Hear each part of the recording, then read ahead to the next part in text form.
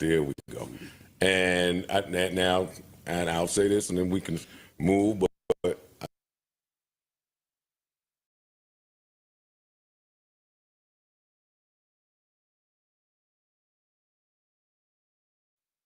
I know the first time we kicked it about some shit, and then we kicked it again, and inflation is going on out there. Yes, sir. Yes, sir. So I want to say real. Congratulations, goddammit.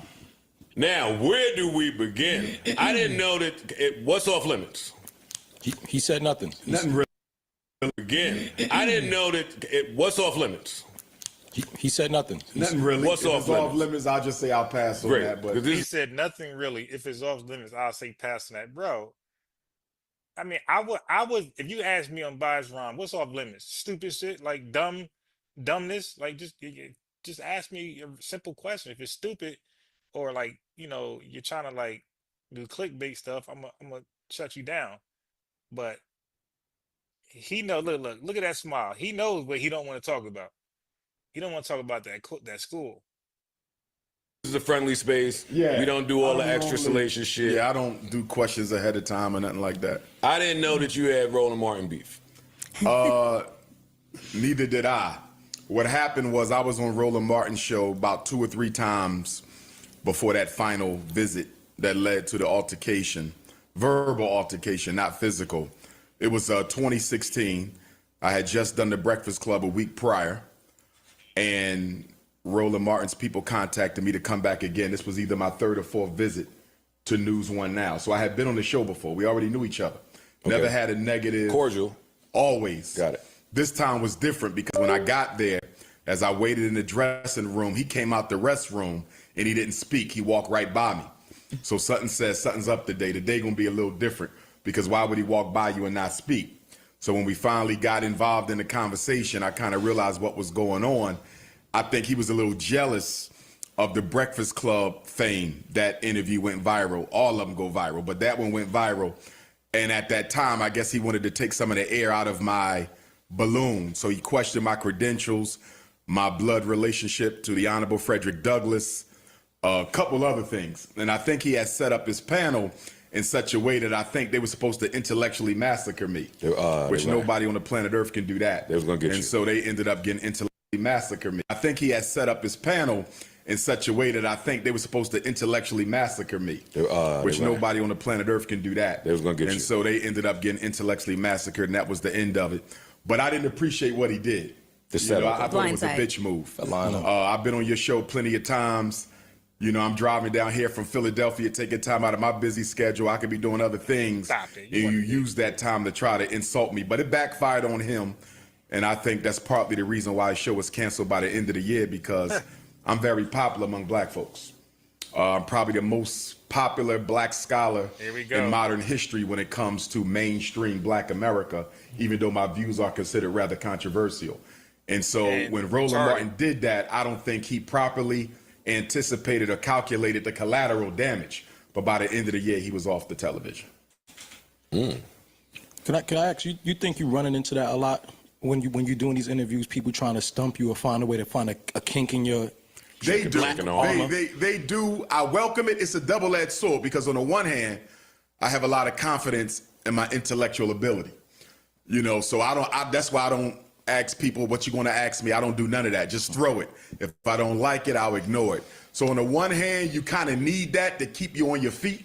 It's like a boxer. If your competition ain't good, it's no need to get in the ring. So All right, so let me fast forward because I don't want to see. I want to use fair use, but I can't use fair use if I'm letting it play out. So because I have no response to what they're talking about, it's like, so let me get to something where I can give commentary on, all right? Because they're gonna shut my channel down by letting it just flow. I have he just talking. It's like really going nowhere. So let them ask him a controversial question, so I can engage in and give commentary where it's actually fair use. But just letting it play, that's not fair use, and that's when they usually shut the stream down. So let me just get to a point where I can give commentary. Sent the book up here. Yeah. You kind of have to ride. And I don't expect nobody else to have a beef with him because I do. we as black men have to deal with. Well, and a lot of when ago, Avis had an ego issue, and that never mentioned a gun or militant. Pain, educated. Because what is black on black? Why is it not just crime? Most Arabs are murdered by Arabs. So why do we have to highlight black on black? That's my question. Exactly. The reason I highlight it is because black men in America are the leading cause of death for one another. See, now this is where I agree with him. So I don't. So now that's why I'm unbiased, Ron. I disagree with most of the things he talks about, but you could tell I'm not anti Dr. Umar Johson because where he about to go. So now I'm going to press back so you can get the question, because what he's about to say, I agree 100%, and it's actually my talking point as well. Okay, so let me just get to the question.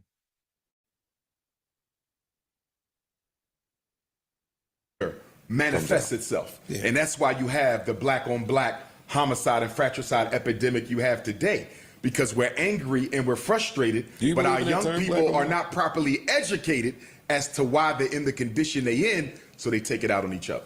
I didn't think you would say black on black. Say that again. I didn't think I would hear you say black on black. Why not? Why?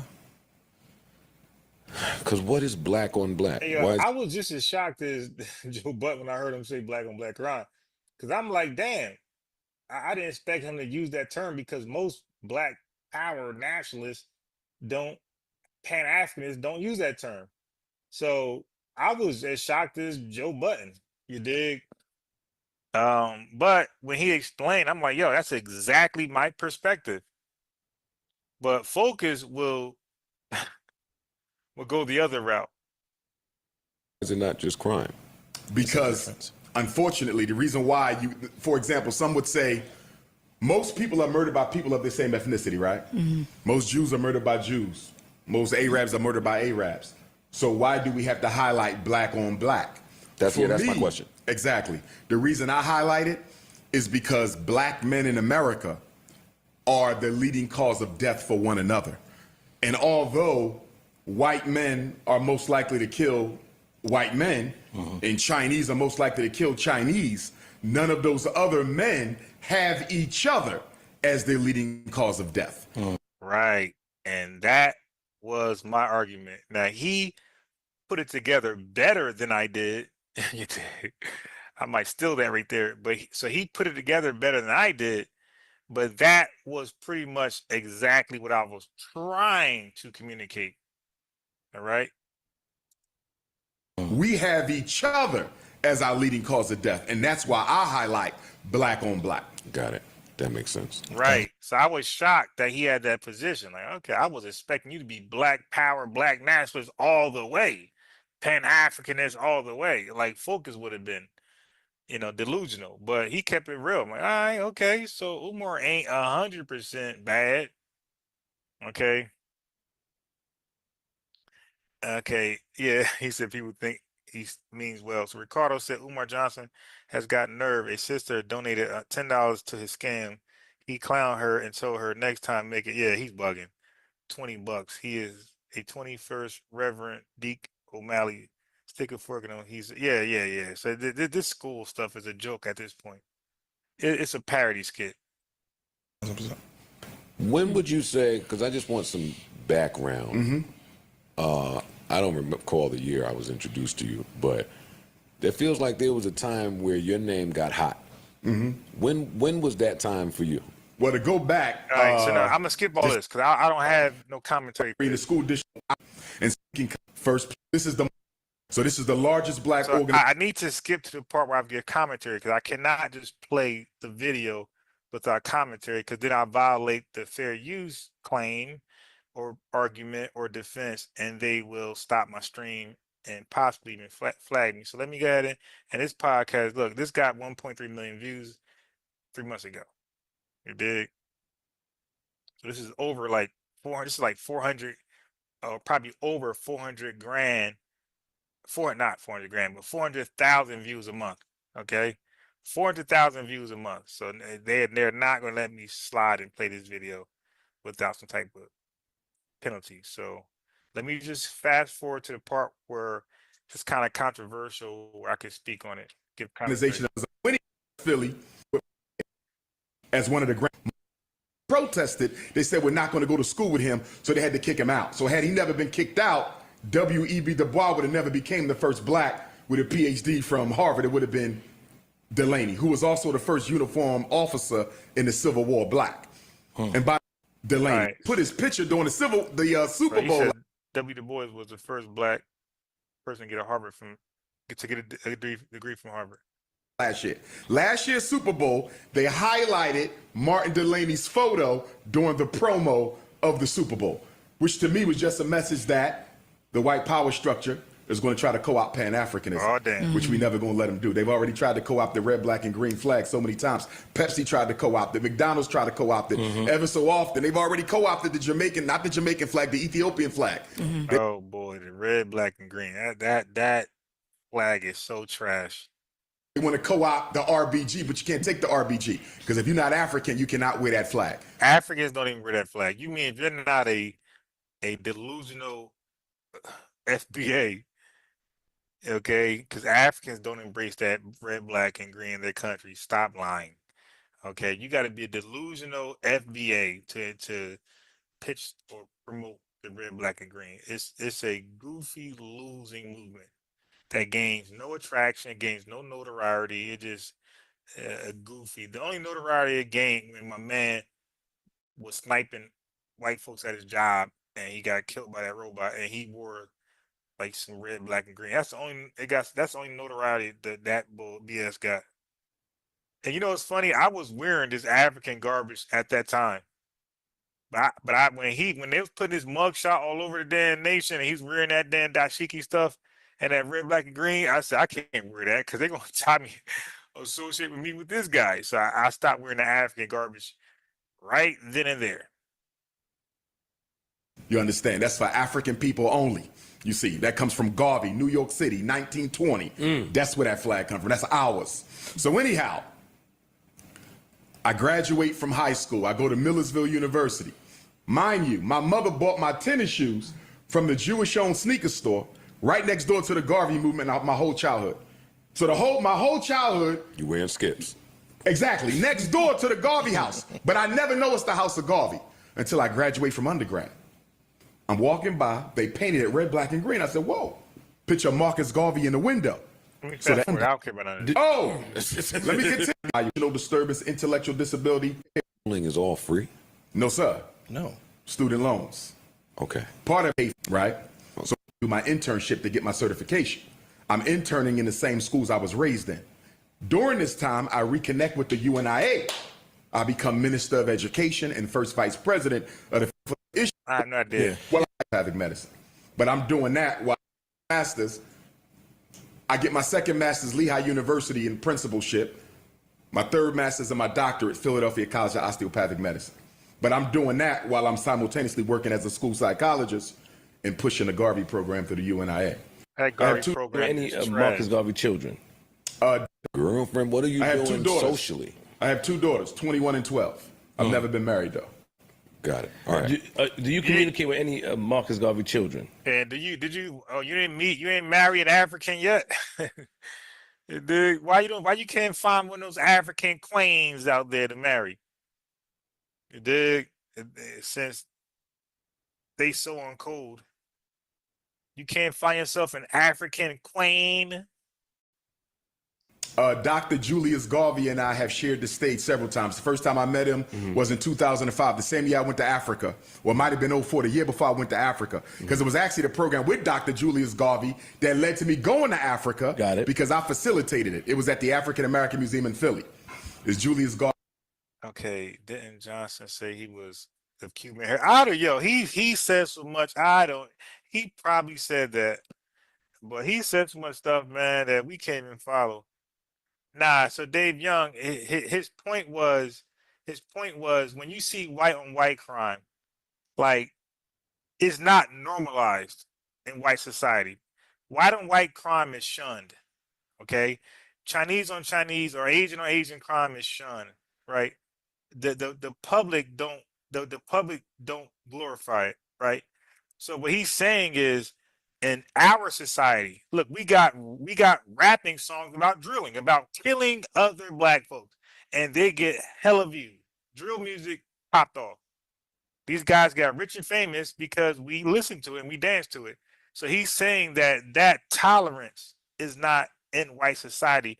White society, like a white person can't make a song about school shooting, right? Because like they killing folks like that, school shooting or mafia, like they can't make a song killing other white folks and it goes viral. That's not gonna happen because their society doesn't, they're against that.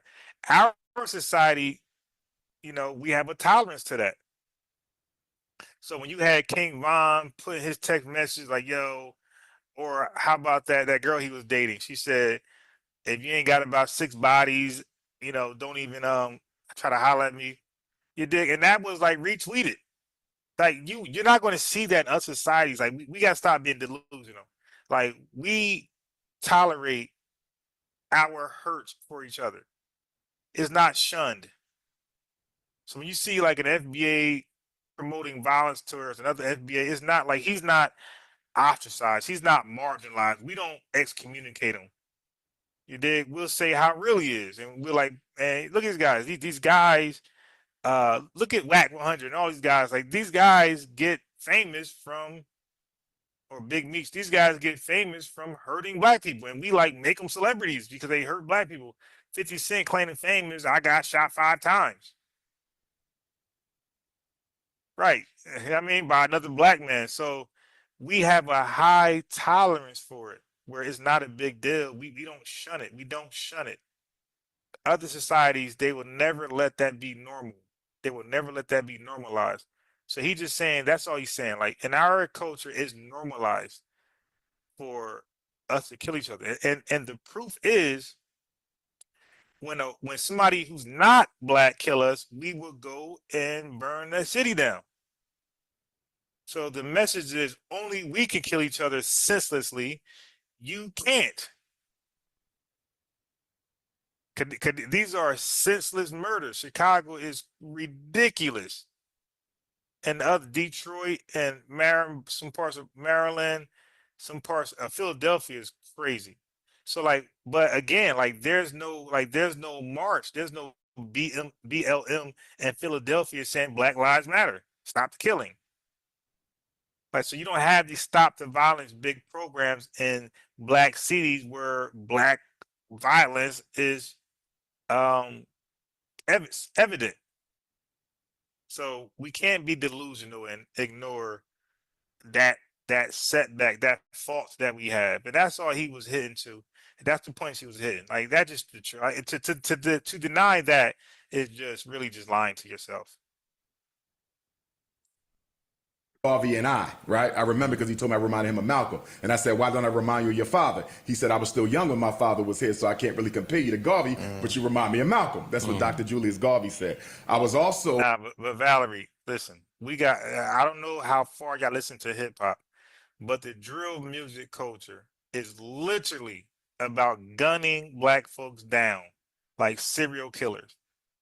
Okay? King Von was a serial killer. He rapped about serial killing. Okay, and it's senseless murders, right? It makes like these folks don't even have like a real beef with somebody. So when you talk about white on white crime, these folks kill each other because of insurance money, but it's related. Like they know each other and it makes sense. It's a money scheme or it's over drugs. It's over something where they know each other. You got black folks killing each other only because I made a song about you. I made a song about you, so I get killed. I never met you before. Don't know who you are. Don't know your family. Know nothing about you. I just made a song about you, and now I'm gunned down. So yeah, so like you don't see that in other societies. Like we just gotta be honest. With him in Jamaica, together. We was in Birmingham, England together. We've been a few places together. Got it. Okay. So anyhow, yes. And Dr. Julius Marcus Garvey Jr. used to be president general of UNIA. What is he talking about? Two calls me up. I used to write articles for the newspapers. TV station. Often, I put the heat on hell. His Atlanta Cotton Exposition now. Big deal to me, but it was Chicago, second largest black leader. If he never gives me that DVD, September 18, 2010, we might not be here now. Title of the lecture was Post-Traumatic Slave. I go interview, part 4, Miseducation of the 21st Century Negro. I have copies of the Chicago interview.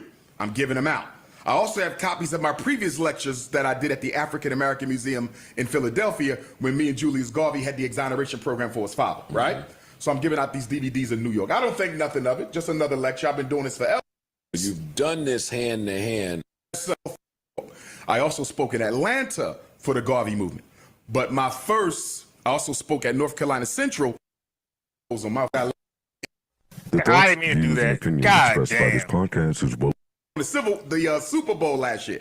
Like so many times, Pepsi tried to co. That led to me going to Africa. Got it. Because I facilitated it. It was at the African American Museum in Philly.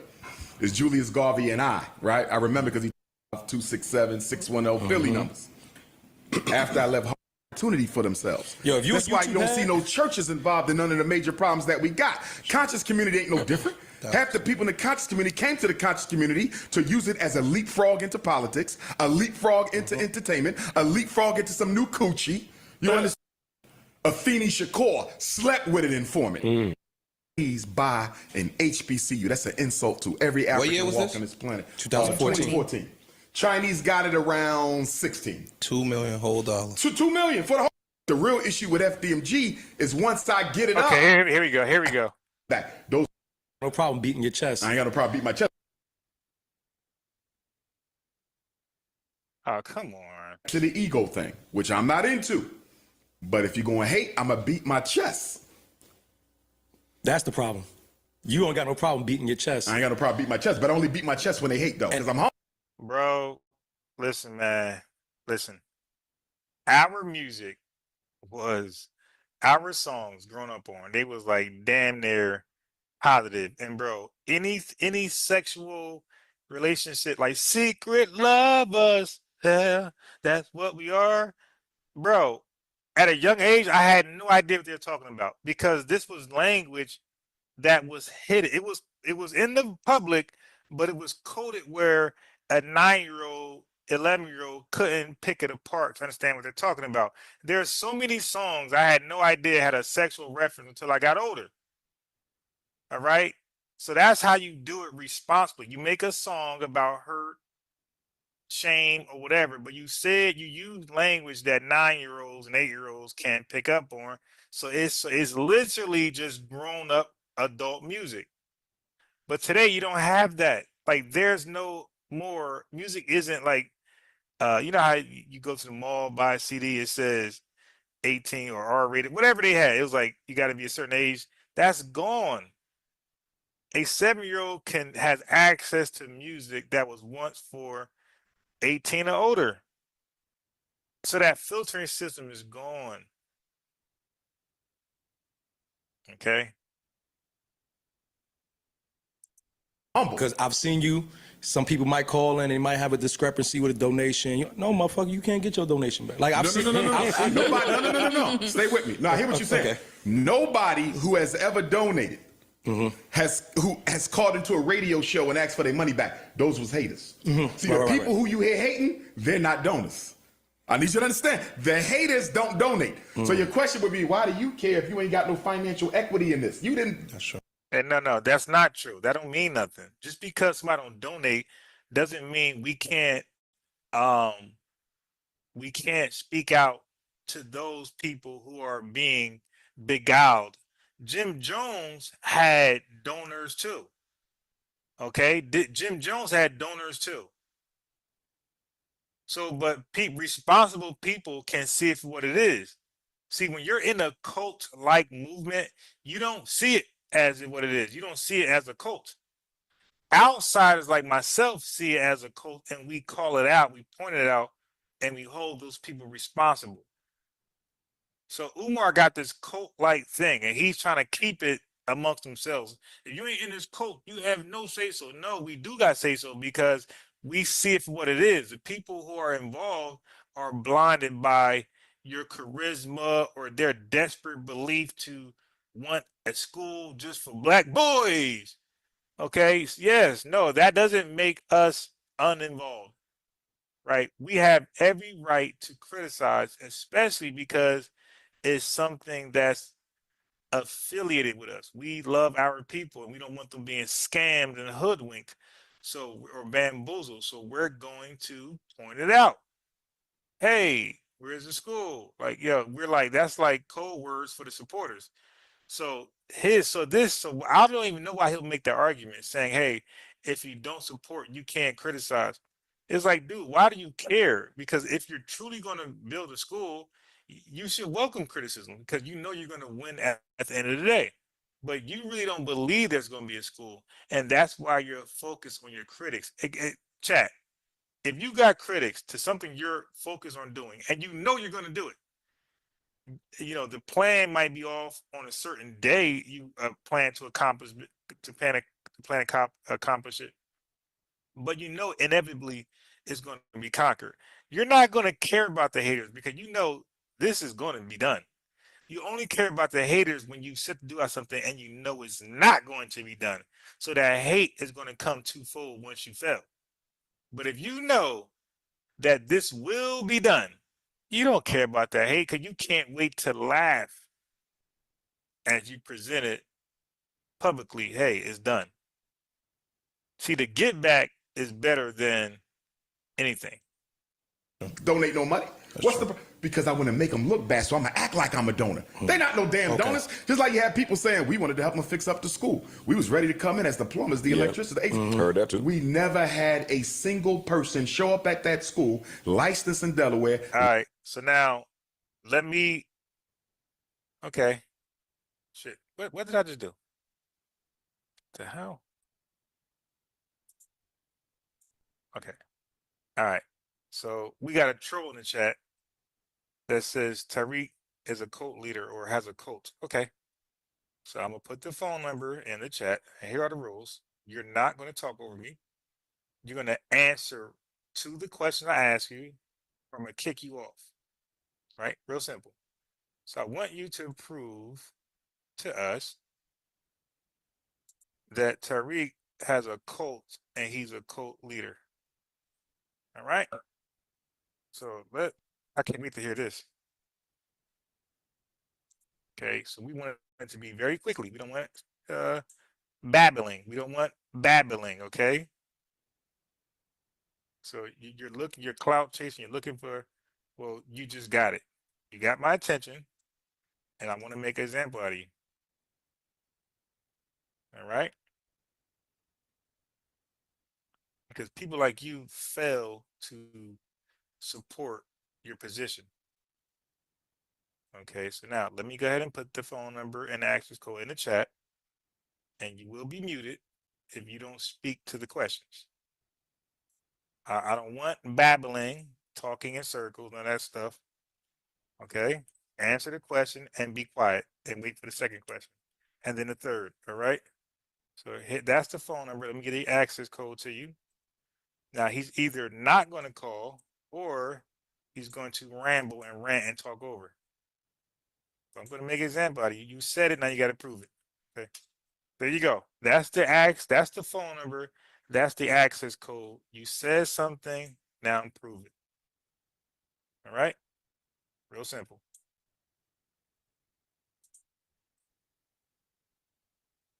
Shoot.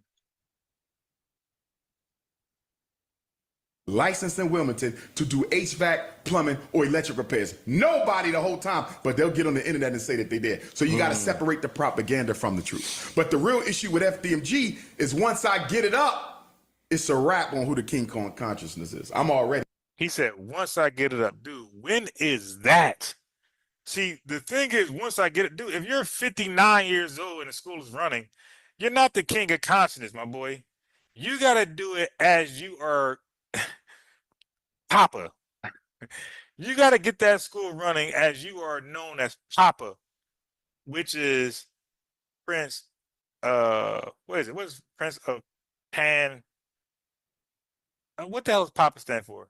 Prince of Pan-African philosophy. I don't know. Africanism. Whatever that thing stands for. You dig? You got to get that school running as your papa, the Prince of Pan-Africanism, not a 59-year-old, 65-year-old grandpa. All right, you're not the prince of nothing at that point. You're an elder. You're a grandpa. You are a sensei. Okay. That. But once I get that school coming from nothing, first school in American history built exclusive. Hey, IBM, they're waiting for you to call in. Okay. So you said something. Call in. Now, the reason why I gotta give you strict rules to this particular caller, because I know him, and he's known to crash out, be disrespectful, curse out. No, just call in, defend your position, right, very quickly, land your plane, and then wait for the next question. Okay. So here he is. Now watch this clout chaser. Okay. Because he is going to clout chase. All right, hold on. Let me fix your name because he's in. Let me fix your name and let you embarrass yourself. All right. So you said Tariq is a what? I said he is a cult leader, just Okay. like Umar Johnson. Okay. So first of all, how is Umar Johnson a cult leader? Can you explain that? You're following behind false beliefs. You're following behind a leader who What's is the false belief that they're who following is behind? leading you Wait, hold down on. the wrong.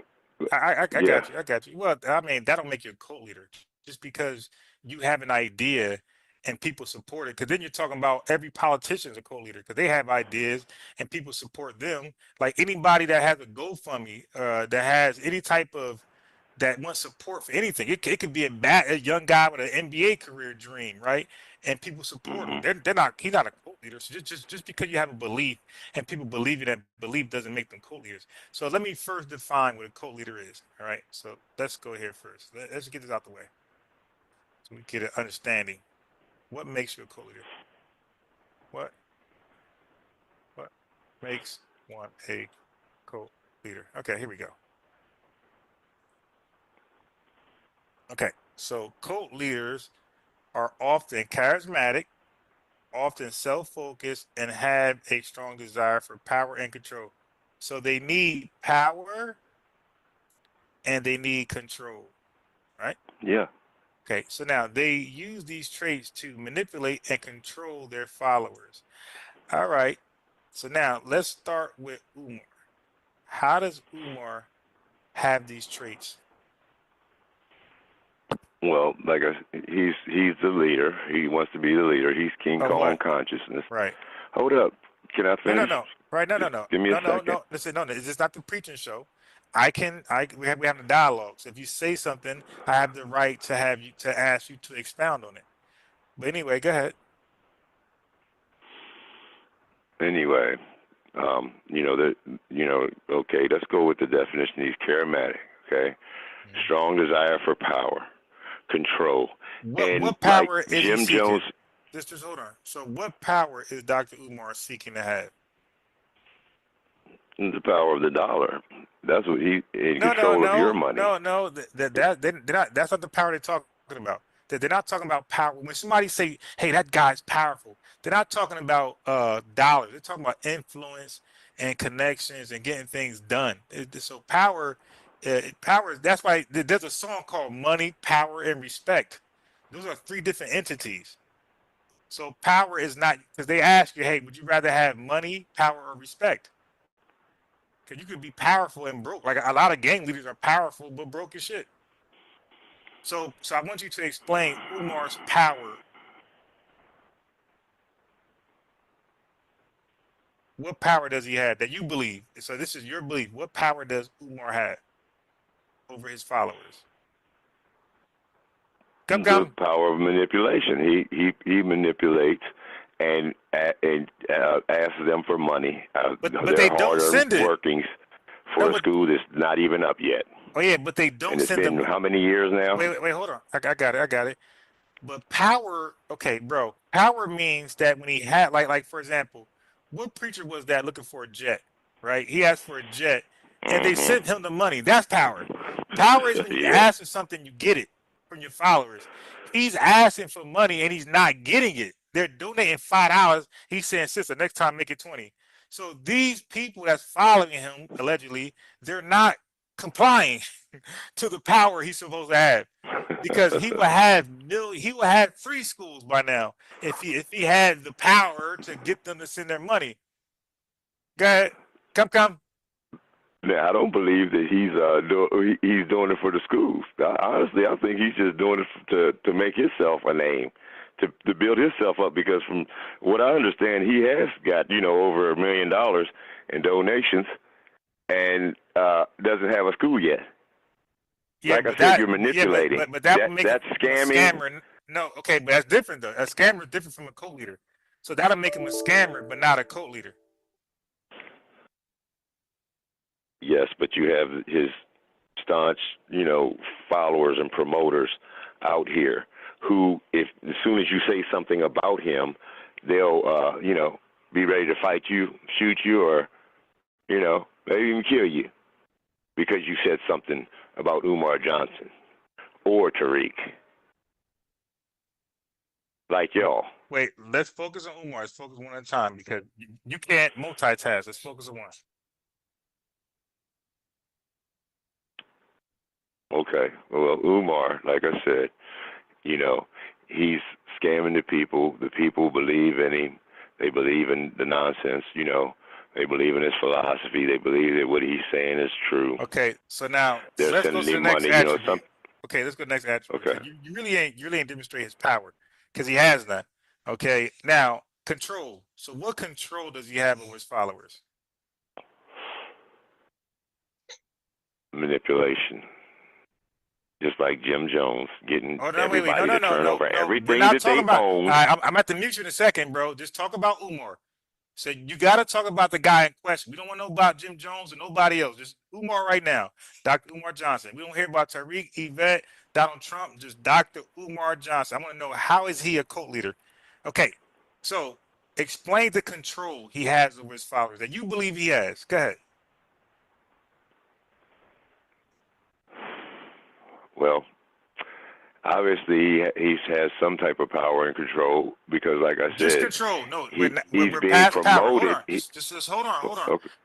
We're past power. We're on control Okay. now. Okay, so control. If a man had a woman, he could mind control his woman to do stuff for Manipulate him. her. Okay, he'll have, but that's control. That's control. That means that they're doing stuff that it's against their own will.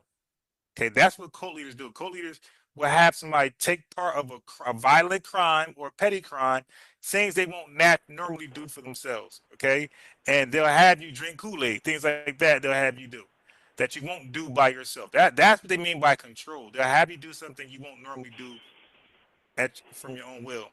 So, can you just give us one example of his control over his followers?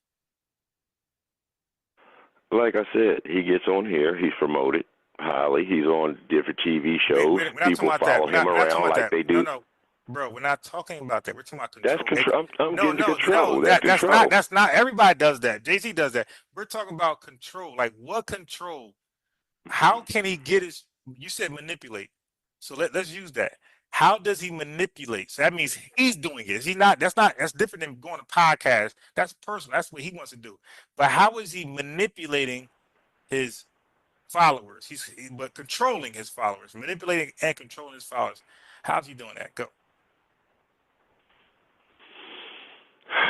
Mind control. Explain.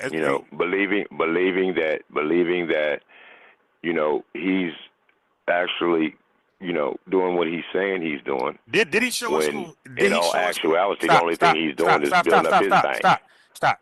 Did he show a school recently? Did you watch my live? Did he show a school recently in Delaware?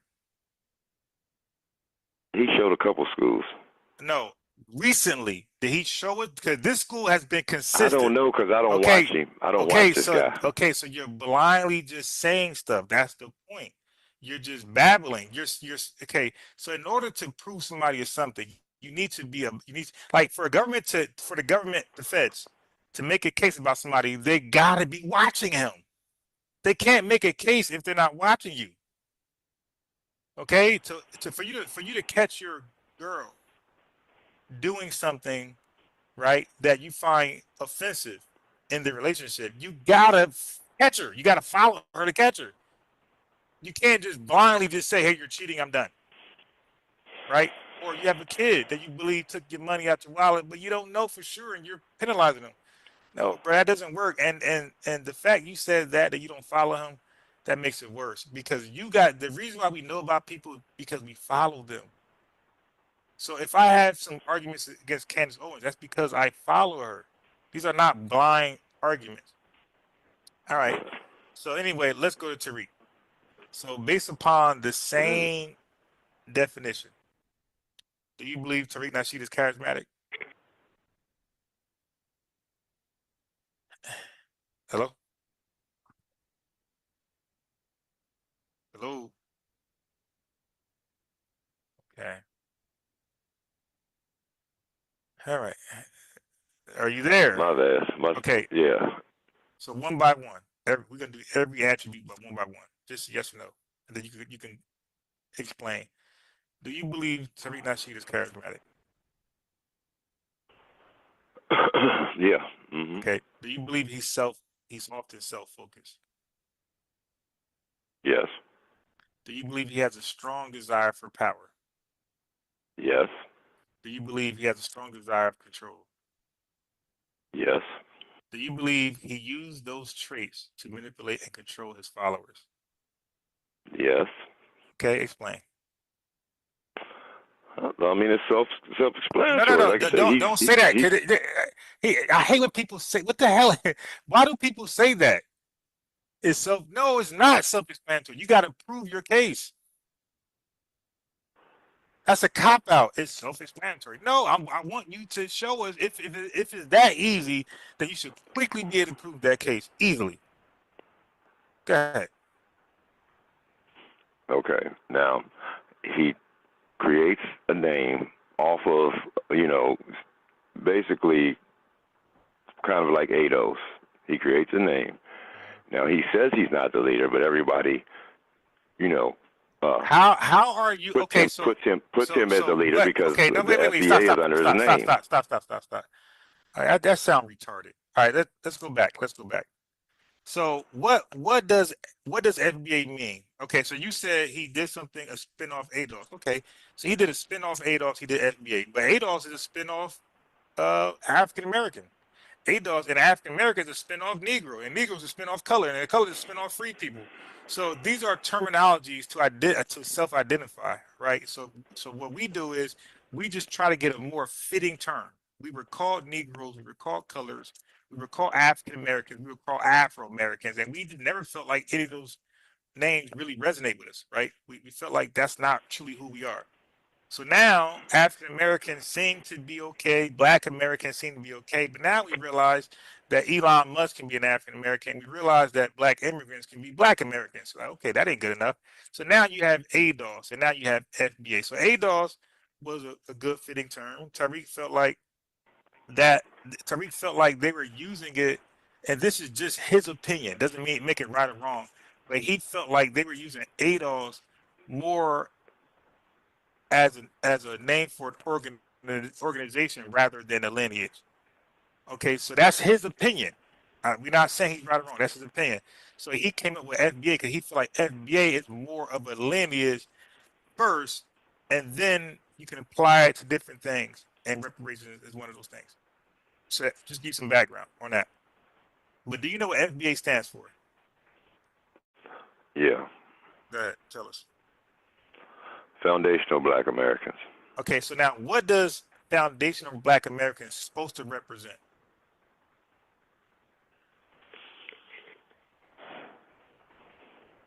I didn't make up the name, so Yeah, but do you know why he made it up? Do you know? yeah, Okay, why did he make it up? to make money. Okay, so Why didn't he just join wait, ADOS? no, Why didn't he okay, just join stop. ADOS? Why are you gonna cause Okay, division? all right, stop talking over me. Stop talking over me. Okay, Okay. I just explained that why he started ADOS, but you didn't listen. It's no problem. He didn't start ADOS. Okay, I said why he came up with FBA. He did because he was using both of them interchangeably. He was using ADOS and FBA interchangeably at one point. but he felt like ADOS was moving towards more of an organization. This is his feelings. It can be right or wrong, but this is how he felt. So he came up with FBA. He felt like that was more about the lineage. Okay, so this is a question for you, because I don't know how people can have opinions about other folks that you don't know about the person. Like that, to me, that's like weird. Like people have opinions about people because they know about them. So now I'm asking you, you know he came up with FBA means it stands for Foundation of Black Americans.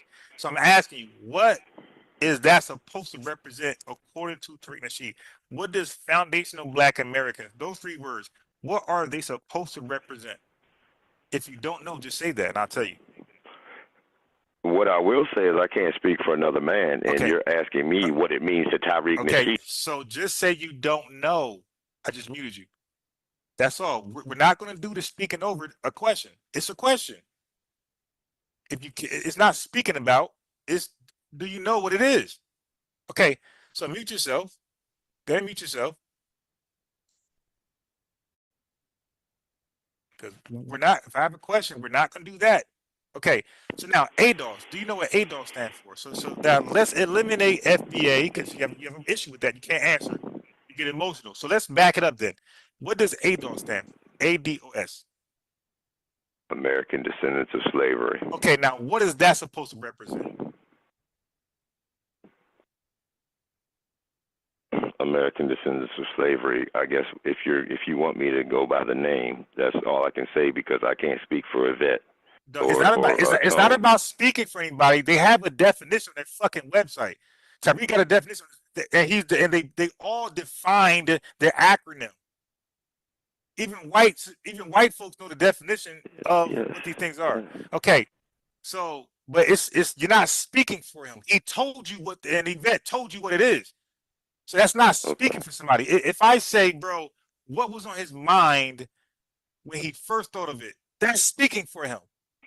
But I'm saying quote him. I'm saying quote her. Quoting them is not speaking for them. You're speaking what they said. So when Yvette came up with ADOS, right?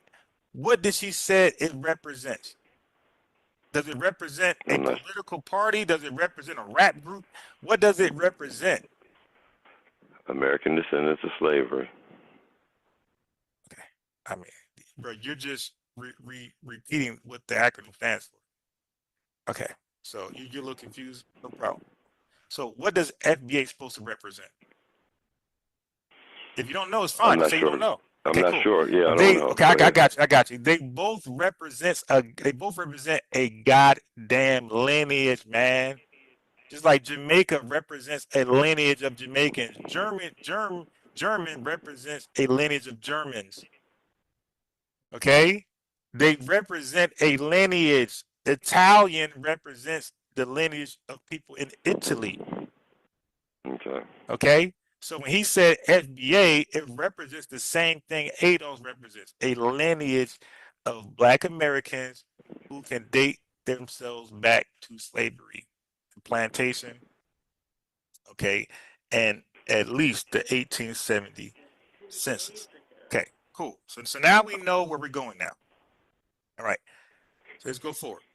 So now we know. Now you said to make money. So explain the FBA making money part. Explain that. You said he created FBA to make money. Can you explain that? And you got, you just explain it. I'm not going to touch you up. No, I got my family keeps coming in and out the room, but yeah. I got it. You said, yeah. My bad. Go ahead. You said he created FBA to make money. Explain that.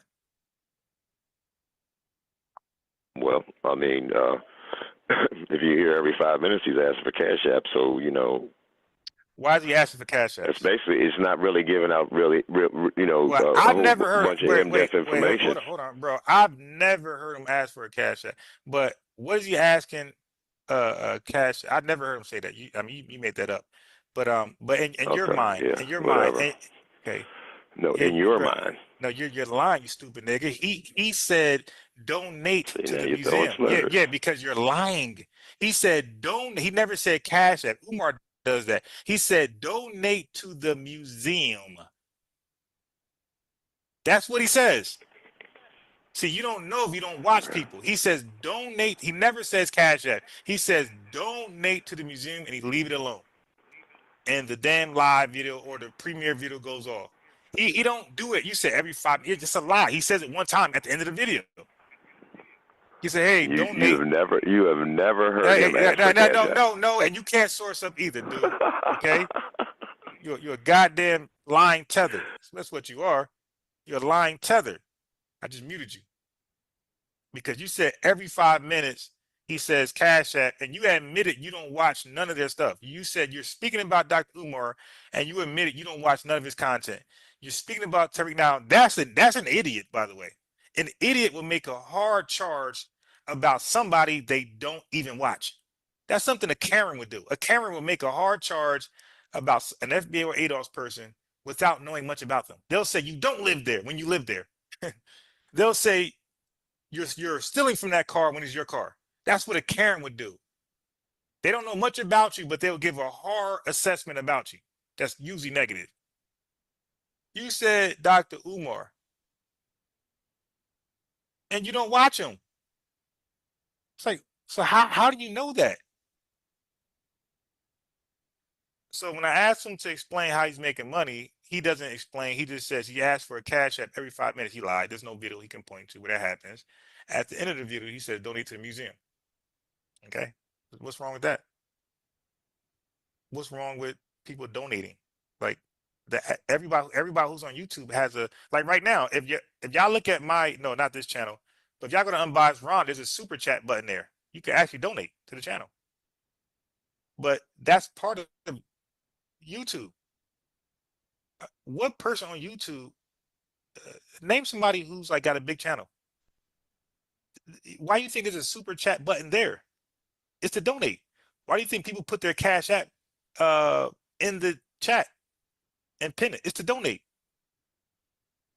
What are we doing here? So everybody can ask for well, he doesn't ask for donations, but let's say if he did, let's just go with his argument.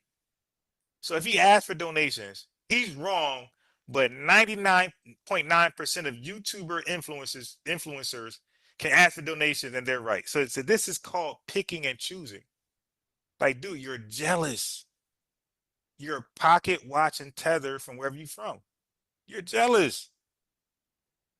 You don't have that influence. So now let me explain what he tried to explain. So he tried to say Tariq Nasheed, he trademarked FBA. So see, he's making money. Why is it taboo? Why is it taboo for black FBAs, ADOS? Why is it taboo for us to make money off of us?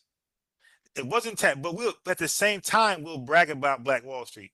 Well, hey, idiot, during Black Wall Street, we were making money off of us. During Durham, North Carolina, Rosewood, and every other place of prominence, we were making money off us. Why is it taboo now to make money off of us? Why everybody can make money off us but us?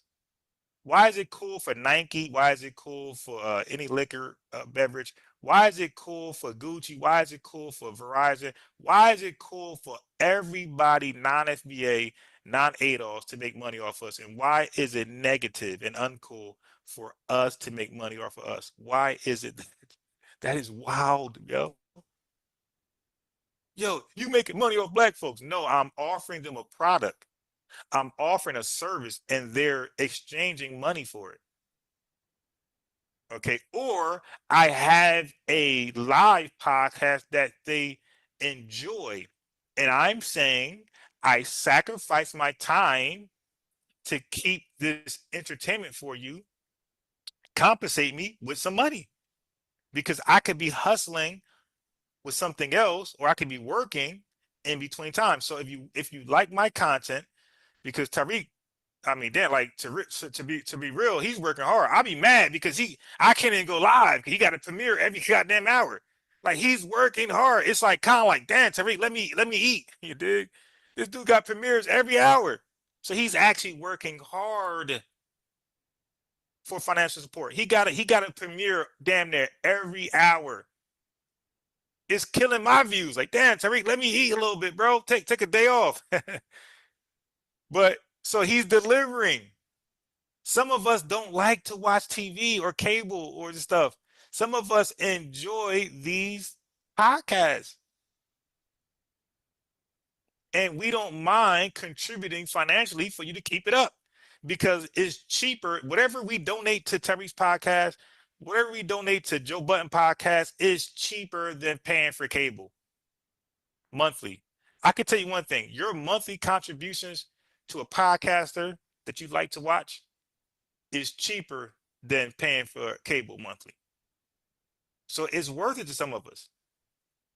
It's entertainment. So I don't see the hate, but you said cult leader, you said cult following, you have not proven that. So, but you have just expressed hatred. That's it, and jealousy. So go ahead and envy. So go ahead and unmute, and let's slow down. Let's slow down. See, I try to have a civil conversation. Just ask questions, and I'm gonna hold you accountable to your answers. You got to speak to your answers. So if you got the right answers and you're genuine, it should be no problem if I have another question. Okay. So now, do you have a problem with him trademarking the acronym FBA, Foundation of Black Americans?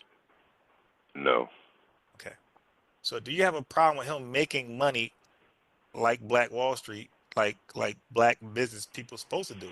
They're going to market towards black people. Do you have a problem with him marketing his service and products to black folks? No. Okay. Do you have a problem with Dr. Umar? Because Dr. Umar made it very clear, even though I disagree with the school, I think it's unnecessary. All right. But that's my personal opinion. But do you disagree? Do you have a problem with him asking for donations only from black people? Because he made it black. He made this a black project. He don't want nobody non-black support. He made that very clear. You got a problem with that? So again, wait. So okay, cool. So now, what problem? I'm gonna ask you this. Now, I'm gonna let you answer. I'm not gonna cut you off. What problem you have with Tariq making money? Go ahead. I don't have any problem with Tariq making money. I don't have a problem with anyone making money. Okay. It's just the point that if we're going to choose something, I'm not just going to go behind what you created and then, throw my money at that. I'm going to go behind what we all chose to be called. And if FBA and ADOS is not getting us any closer to reparations, I'm not going to switch up my name and add a new name to Negro or Black or African American, all these social constructs that they gave us. It's just another name you just add into the list. So Well, now, unless wait. these names are giving us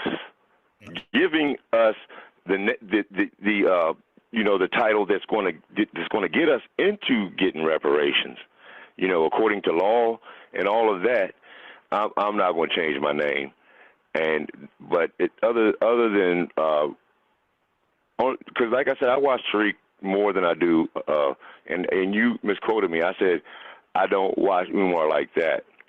I haven't seen him talk about his school lately, but I'll watch him every once in a while and listen. And I hear him cash app this and y'all need to send me some money because I'm doing all right. this. Now, but he has the right to Yeah. do that. Wait, but Jordan Peterson, do you know how much? Okay, now watch this. Hey, chat, listen to me, chat. IBM, do you know who Jordan Peterson is? He's a white No. man. Okay, cool. So Jordan Peterson, his cash apps. Chat, listen to me. Guess how? I'm gonna just tell you because I'm saying guess. It's rhetorical. Jordan Peterson, from like cash apps alone, makes hundreds of thousands of dollars a month. Now this is before the super chat. See, when Myron Gaines does it and other folks does it, it's like normalized now. He did this before Myron Gaines. He did this before Kevin Samuel. Jordan Peterson was getting hundreds and thousands in donations before YouTube was popping, before YouTube was monetizing. He was doing this before monetized YouTube. Jordan, a white guy, white man, right? Who's funny, he's intelligent, but he's like they call him white supremacist, whatever you want to call him. But his supporters freely donate to him hundreds and thousands of dollars per month consistently. Again, when black folks want support, financial support, look at me. I could be doing something right now. I'm on a live talking about this. I'm not making no money. Ain't nobody sending me nothing, but I'm researching like I'm making money. I'm putting together shows like I'm making money. Look, I'm kicking out money. I'm paying for a thumbnail, $40 a month. I got Photoshop, $40 a month. I bought Power Mavavi producer editor thing, right? So I got monthly installments and I got premium YouTube. So y'all able to watch my videos without commercials. So I'm kicking out money, but I'm not getting this money back. Ain't nobody sending me cash apps like that. I get them once in a while. So I'm putting out money. I'm not getting money back, and I'm putting a lot of time out there, and I'm not getting the money. I'm not being compensated back. So if people was to pay me for my time and sacrifice, I think it's worth it. I got a kid that would love my time more than what I give it because I'm on YouTube trying to make this something. So you got Umar, you got Tariq, you got other folks that got kids out there, and I'm sure their kids want to be with them all the time, but they're donating some of their time, most of the time, no, not most, but a lot of the time on YouTube. So yes, we want to be compensated for our efforts. This is a job. Yes. This is a job. Yeah. So again, all that pocket watching stuff, that's weird. That's fugazi. That's weird. That's a pause. That's weird. How much money you got? Like, that's weird to pocket watch. If Umar supporters want to support him for this school, that's on them. I got nothing to do with me. I know That don't exist. No, actually it does exist. So what are you talking about? Okay, so all right. Oh, so he finally got a school after 13 years? Not finally. Okay, I'm gonna show you a video and just say you're wrong. Okay, is that cool? Yeah, go ahead. Okay, and then if you see a school that's not new, you had it for a while. If you see a school, are you gonna apologize and say, okay, he got one? Can I answer a question in the chat? No. I'm just asking. Okay, Real you can quick. ask that real quick. Just answer my question. If you see a school from Umar, that this school been in existence for a couple of years, and it's been consistently this very school. So if you see a school from Dr. Umar and it got Then I FMG, apologize. okay, cool, because that's called defaming. Okay, so go ahead and ask the question to the chat, and I'm gonna show you the school. Well, I see a lot of people asking if I'm African American, and you're talking to the wrong guy. I mean, for years I've told everybody in this community, if Africa and America are names of colonizers, why call yourself either? And we continue to allow others to define us until we tell us who we are, how to live, and where we come from. So no, I'm African American and all of that. No, I don't subscribe to that either. So that's a modern term that was given and didn't get us nowhere. Okay, so yes, I want to respond to that. You just reminded me. So what do you mean we're allowing others to define us? Can you explain on that? Can you expound on that a little bit? Yeah, without a doubt. Yeah, go ahead. Without a doubt. We've allowed, scientific racism to define us as lazy, shiftless, the N-word, all these other. That's not what I mean. No, that's not what I mean. The question is, because you said identifiers. We're talking about color, Negro. Those are identifiers. So what do you mean we're allowing folks to identify us? Did we all agree as Black Americans that we wanted to be called African American? Did we agree? Or was that a name put out there and then we all jumped on it? Slow down. Well, we never jumped on it. We never jumped. I never accepted that. Okay. So now, are we agreeing on ADOS and FBA? I mean, you might be, but I said, I didn't say me. I didn't say me. So chat. This is why they call you a tether, because tethers can't be honest. I really don't give a shit what they call me. My lineage goes back to 1776. So don't believe I mean, you can call me what you want. Okay, so be honest then. Okay, so if your FBA, be honest. Keep up our tradition. Be honest. And y'all messing with the wrong one, because I'll hurt y'all's feelings. No, we're not. I will hurt your feelings. We're talking to the right one. So if you're truly FBA, then be honest like FBAs are. Okay. So is ADOS a term from the white man, or is it a term from the black person that has a lineage from slavery?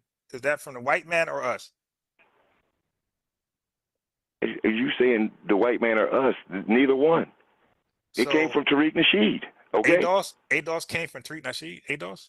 I thought you. Okay, my bad. Yeah, I'm saying, this guy is Yvette and high Tone. as shit. Okay, so now, No, Yvette and Tone. okay, so They was the Yvette, ones right? who So, made but that I name, have and to, then we jumped on I asked you a board. question, stupid. I asked you a question. In that dumbass, I said, did the white man come up with ADOS, or did we come up with the term ADOS? We, our lineage. Did we do it, or did they do it? Did the white man name us, or did we name us ADOS? Okay, you keep saying we. Right, black people, stupid. Black people You from were not a slavery. part of that. Okay, You were not a part of that get decision. off, get off. He's just stupid and retarded, yo. I can't do this. He he's calling white people collectively white people. He's not calling out names. He's saying white people as a race, they named us. Is that true? No, it's not true. It means that certain white folks called us colored, certain white folks called us Negro. Okay? So I'm using that same we. I'm saying we, like you're saying them, right? Collectively called us these names. I'm saying we collectively. Didn't black folks come up with the term African American, Black American, FBA, ADOS? That's simple. It's yes. So why are you saying we're allowing them to name us? That goes against that, because we're taking control of that. We're naming ourselves. But this guy can't follow questions. He can't follow argument. He's just stupid. That's why I had to throw him off. Oh. Tariq came up with ADOS. Like, bro, are you serious? I thought you said, because you're stupid. That's why you thought I said that. You're stupid. I'm being very clear. So I wanted to respond to that dumbness he was talking about reparations. So he said these terms are not getting us closer to reparations. Actually, it is. Okay.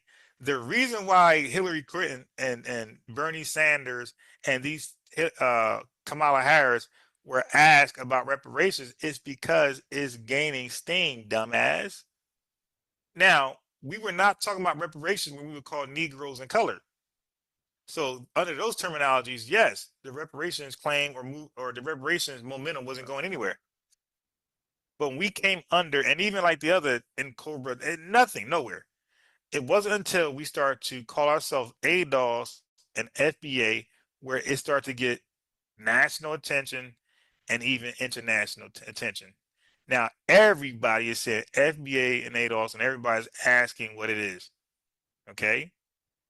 Because it's going. Matter of fact, Wikipedia got it there. It's like, dude, what are you talking about? You're just saying stuff. But again, this is the idiot who openly admitted that he doesn't watch the people he criticized. Okay. And then he said Umar doesn't have a school. Let me see it right here. It's look right here, right? It says FDMG right here. So this is a guy who just talking out of his ass. But again, only dumb people talk out their ass. Smart people talk off information and what we know. Dumb people just talk out their ass.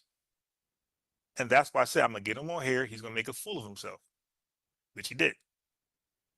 All right, so there's no need to go on with that. Now I didn't even get to like what I wanted to ask about Tariq Nasheed being a cult leader. I want to get to that, and I knew he's gonna say something dumb. I was ready to crush him, but we didn't even get that far.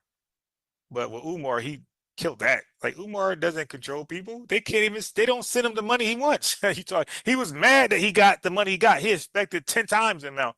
Tariq got the money that Umar's looking for. Umar's looking for the money for like 9 years. Tariq got it in like what 3 months. He was like, no, he don't control nobody. They won't even send him nothing. All right. Anyway, so now he's out of here being a fool. So now he's going to troll in the chat. All right. So let's go ahead and get back to the show. With donations from Africans from every continent on earth. Not even Garvey did that. We'll be the first ones to do it ever. And that's what they hating for. And that was one of the best memes. Donation. Donation. I don't know you want, but I want to ask. Okay, you forgot. No, you're not going to troll. You're not going to troll in the chat. I'm going to time you out for 5 minutes. All right. So no, you won't be allowed to troll in the chat. I timed you out for 5 minutes. Okay, you keep it up, it's going to be longer. And then you'll be ultimately blocked. Okay, so you're not going to troll in the chat. You had your chance to speak your mind when you called in. You failed. You proved you were a mumbling idiot, a mush-mouth idiot. This is why we believe you're a tether. We don't believe you can go back to, he said 1700. I could trace my family back to 1200s. Huh? Okay. We had a conversation here a minute ago, and I kind of feel like, well, first off, FDMG is going to be exclusively for black children, correct? Legally, you cannot say Legally, that okay. because in the state of Delaware, Okay, you right, cannot right, discriminate right. based on race. We had a conversation. He better have a bunch of Asians in there. Oh my God, he better not. Oh my God. Here a minute ago, and we talked about, it was a debate, how destructive or how helpful was Dr. King's. So same day he said 1 million per FBA plus land contracts. Okay, to start off, I'm cool with that. But as a final, nah. I'm gonna need more than 1 million. Y'all know what I want. I want that 10 milli. But 1 million and some land to start it off, to get us going, get the ball going. I'm cool with that. I'm cool with that. Contributions to Black America, right? It wasn't destructive at all. He said Dr. King gets a bad rap. This dude And said he although could trace his family. Yo, this dude is wow, yo. If you could trace your family to the 1700s, you're most likely you're European, my boy. Yo, so when we say you're a tether, my fault. You are British. You're a British man. Dr. King was not a Pan-Africanist. I'm an ardent Dr. King supporter because he's misunderstood and he's often blamed for the mistakes of contemporary blacks that he had nothing to do with. So this is where I could roll with Umar again. So you can't call me Umar hater because I disagree with the school project. Because when he explained black on black crime, I'm like, yeah, I agree. And his Dr. King approach, I agree. So it's like, so I agree with some things he says, but I don't agree with the crazy stuff that he says. Dr. King did not lead a fight for integration. He led a fight for access to opportunity and resources. Okay. Yeah, I agree with that. I agree with that. Like, so sometimes Umar be on point and then he'll go far right. Let me give you an example. We are isolated in this room. We need food, we need clothing, shelter, we need jobs. I say, you go to that school, learn how to do what they do so you can come back and teach us. Gotcha. Flip, you go get involved in that so you can learn, you come back and you teach us. Joe, go over there, get them resources, bring it back. That's what Dr. King was about. He didn't say, all y'all leave the black hospital, leave the black school, leave the black community, give up all our independent black businesses and go dissolve yourself in a sea full of white folks. He never said that. Dr. King never fought for integration. He fought for access to opportunity and resources. And what we do, because we don't like to take responsibility for our behavior, not you and I. See, I you know, this Dr. Umar, I like. They're like, oh, I like that. But Focus would disagree with that. Okay, because he has his religious agenda, which I didn't put it on blast, but he has a weird religious agenda, and this is why he agreed with some things Umar says, something Kenneth Owens says, but not everything because they're not part of his religion. They don't have this weird narrative that he has to push, and that they're not going to push because they don't want to be part of that religion. But collectively, black consciousness, right?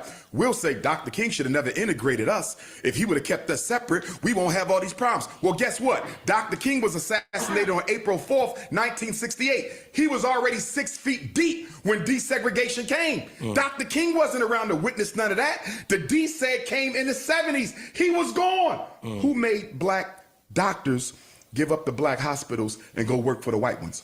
Who made the black community give up the independent black communities and go move into the white suburb? Who made us give up our independent black schools and send our kids to white public schools? Nobody made us do that. The U.S. government didn't make you do that. We voluntarily did it because we in love with white folks. Let me ask you a question. A little bit of pushback.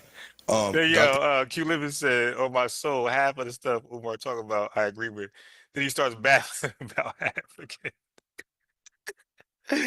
Hey, yo, yeah, I'm telling you, when he's right, he's like unstoppable, right? When he's correct, he's actually Papa, the prince of popcorn, pancake, and apple pie. Okay, when he's right, he's the guy. All right, but when he's wrong, he used that same energy to be wrong. So you're gonna hear him be wrong on this show. As much as he's right now, he's sounding very good. You're gonna see him be wrong. The King was, I'm making up my own moniker, the father of the civil rights movement, or the leader of the civil rights movement. He was the That face. right. Of the he was the face. He was not the father, and he was not the leader. That was A. Philip Randolph. So I don't expect Ish to really know like stuff.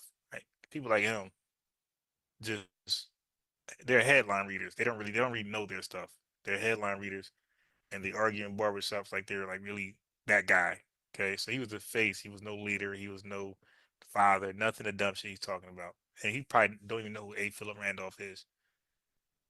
civil rights movement, and that's one of the criticisms, is that civil rights, or us being civil, wanting to eat at a white man's table when they feeding us at the back door, wanting us to go sit in Woolworth and let them pour hot coffee on you and spray ketchup in your face and hit you with eggs. All of that shit was the pandering to whites. Let me clarify for you. You know what I'm saying? The sit-in movement wasn't led by Dr. King. I mean, no, but it was the movement in itself and the Right. civil rights. The Freedom Riders wasn't led by Exactly. Dr. King. You understand? You're talking SNCC. You're talking CORE. Gotcha. You see what I'm saying? You're talking other organizations. Gotcha. He didn't head those movements, but I support what they did. Why? Okay, so he cut him on that. So why are you putting Dr. King on things he didn't even do? You see, so he cooked him on that. That's why, like, you got to know what you're talking about. Like, you got to be absolutely correct or near correct as possible. Don't get on there saying stuff to get cooked and embarrassed. Because I know Joe Budden and those guys laugh at him because I know that he pretends to be the woke person on Joe Budden's show, and he be arguing with them and he posture himself as being correct. So they backdoored him. They invited. So they did what Godfrey did. Godfrey invited because Lord Jamar talking about that flat earth stuff. So they set him up with a person who debunks that stuff. So Ish is known to be like the black smart guy on the podcast, and he's always debating. So they got Umar on there. They really got Umar on them for Ish. They knew he was going to say some stuff that Ish disagreed with, and Ish is going to start to challenge what she's doing right now. Because if you had to go to the bathroom, you with your queen, and y'all got to pull over on the highway, and she got to use the restroom, and the only one is that cracker ass gas station. You understand me? She should be able to safely go in there and use it. Again, access. But IBM, you were in timeout. If you come on here trolling, be disrespectful, I'm gonna time you out longer, probably 24 hours. And if you come tomorrow acting like a fool, I'm gonna just block you altogether, and we'll never hear from you again. So you're gonna be respectful, okay? But we're not gonna allow that. We're not gonna allow any disrespect, and this is a peaceful, respectful chat. And we damn sure don't allow people with no wrenches talk filthy. Not integration. They were fighting for access. They were not fighting for integration. Those college students who began the sit-in movement in Greensboro did so because when they wanted to go off campus and get something to eat, you understand, they wanted to be able to go and get a burger. It wasn't about amalgamating into the white reality. It was about making sure we had access to the services that we needed, because at that time, we didn't have the economic power we got now. Stay with me, stay with me. We didn't have the economic power that we got now. So I understood it in its proper context. Here's my question. If that is your criticism of that day, here's my counter argument to you. We are 30 billion people today. 30 billion, excuse me, 2 trillion. We spend $30 billion on hair, $2 billion on Jordans, $4 billion on liquor, 800 million on chicken, turkey, beef, and pork. So if that's your argument, what the hell's stopping us from doing it now? I stand in that. But you see what I'm saying? What's stopping us from doing it now? I stand in that. So we can't go back 55 years and say Dr. King trapped us, because you're free to do it now. True. And we choose not to. And we won't. Because most black people don't have a problem with oppression. Where our issue is the position white power has given us in the hierarchy of oppression. Well, so we go in there acting like we want to fight for change, but the minute we get a better job or better position, we no longer fight, and we join the power structure, 1000%. aka Al Sharpton, aka Jesse Jackson. Yeah, I would like to know, what is Umar's idea of a fight for change? Because he's like condemning us for like getting a job. It's like, bro, so what should we do? And not so we just don't give me that farm bullshit. Like, come on, man. It's yo, you should get a farm. Like, dude, what are you talking about, man? Get a farm. Hey, yo, like that sounds so easy, right? Just get a and the farm is going to grow its own food and it's going to just milk the cow itself and you just be sitting around just managing from the window and you could yell and the cow's going to do it himself. You could yell and the goat is going to do this and you just yell, it'll just do it itself. Like, nah, you have a farm, you gotta be ready to literally get dirty. And you gotta worry about pests eating your chickens and eating your cattle, coyotes, whatever. That's your money. It's not like a job you think. And like so you can never have like a good sleep because you're dreaming about your chickens being eaten. You dig? Your money going. And then like you're gonna have rolling issues like hell over there, man.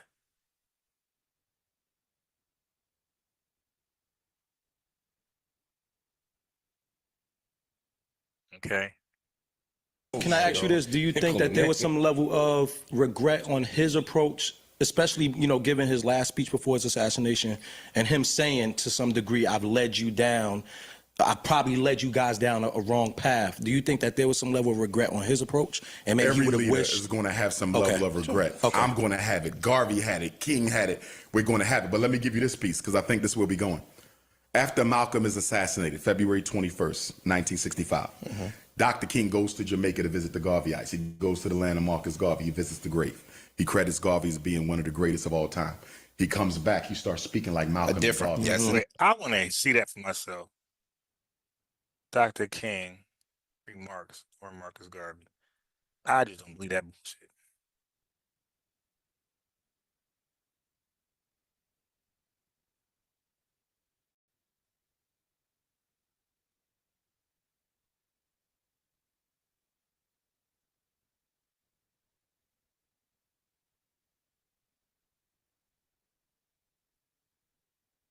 Okay.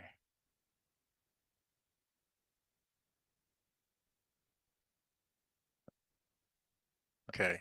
So yes, Dr. Martin Luther King spoke about Marcus Garvey, okay, calling him a leader who inspired millions of African Americans. King honored Garvey at a memorial in Jamaica. Okay. So what did he say about him? King called Garvey the first man on a mass scale and level to give millions of Negroes a sense of dignity and destiny. King said Garvey was the first man of color to lead okay, this ain't nothing good, a mass movement. Okay, so King said Garvey gave millions of African Americans a sense of pride. And okay, King said Garvey gave African Americans in the United States a sense of manhood, a sense of, okay, yeah, that ain't, he didn't say this guy, okay. Yeah, like this ain't, he really ain't say nothing. Like, okay, Garvey led a mass movement to make black people feel good about themselves. That's all Dr. King said. He didn't say Dr. I thought he was going to say, I thought he was going to say, Dr. King said Marcus Garvey was right, and we should have went back to Africa. No, he just said, hey, he led a mass movement, and he made a lot of FBA's ADOS feel good about themselves, which he did. Okay, with the people he scammed, obviously, the people he scammed, like he was impactful to a lot of unsuspecting FBAs. Okay, doesn't mean he was right, but he did do that. All right.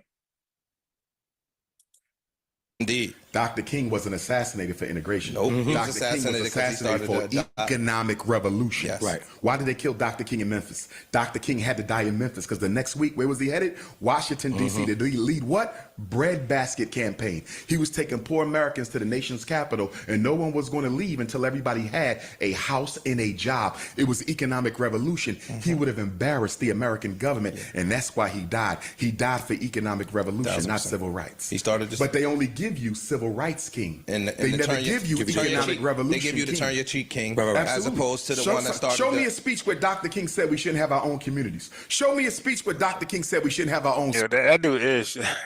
I don't know a lot about him, but a little bit I seen of him. I don't know, man. He come off as a he's a cosplayer of information. Hold on one second.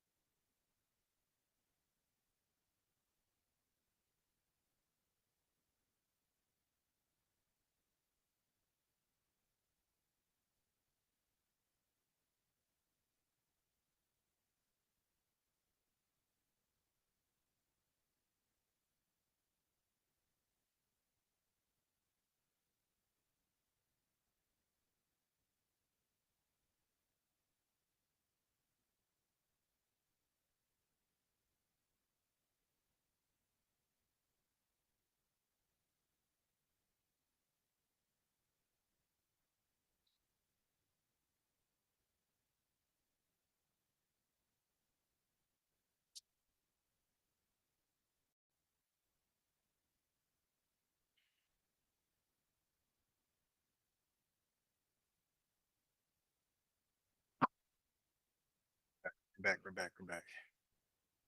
Schools. Show me a speech where Dr. King ever said Black America shouldn't have its own independent infrastructure. He never said that. We put that on him because we don't want to take responsibility for the fact that we the ones who broke his dream and turned it into a nightmare, not him. So you with segregation? No, I'm with independence, and I want to give you the difference. Black people are already segregated. 85% of that's the only reason why we interact with white folks. If we had our own, there would be no interaction. So for me, it's futile and useless to push segregation until there's independence. Independence, Joe, means your own institutions. So when I talk to brothers and sisters who say, Dr. Umar, we need to separate, give black people something to separate too.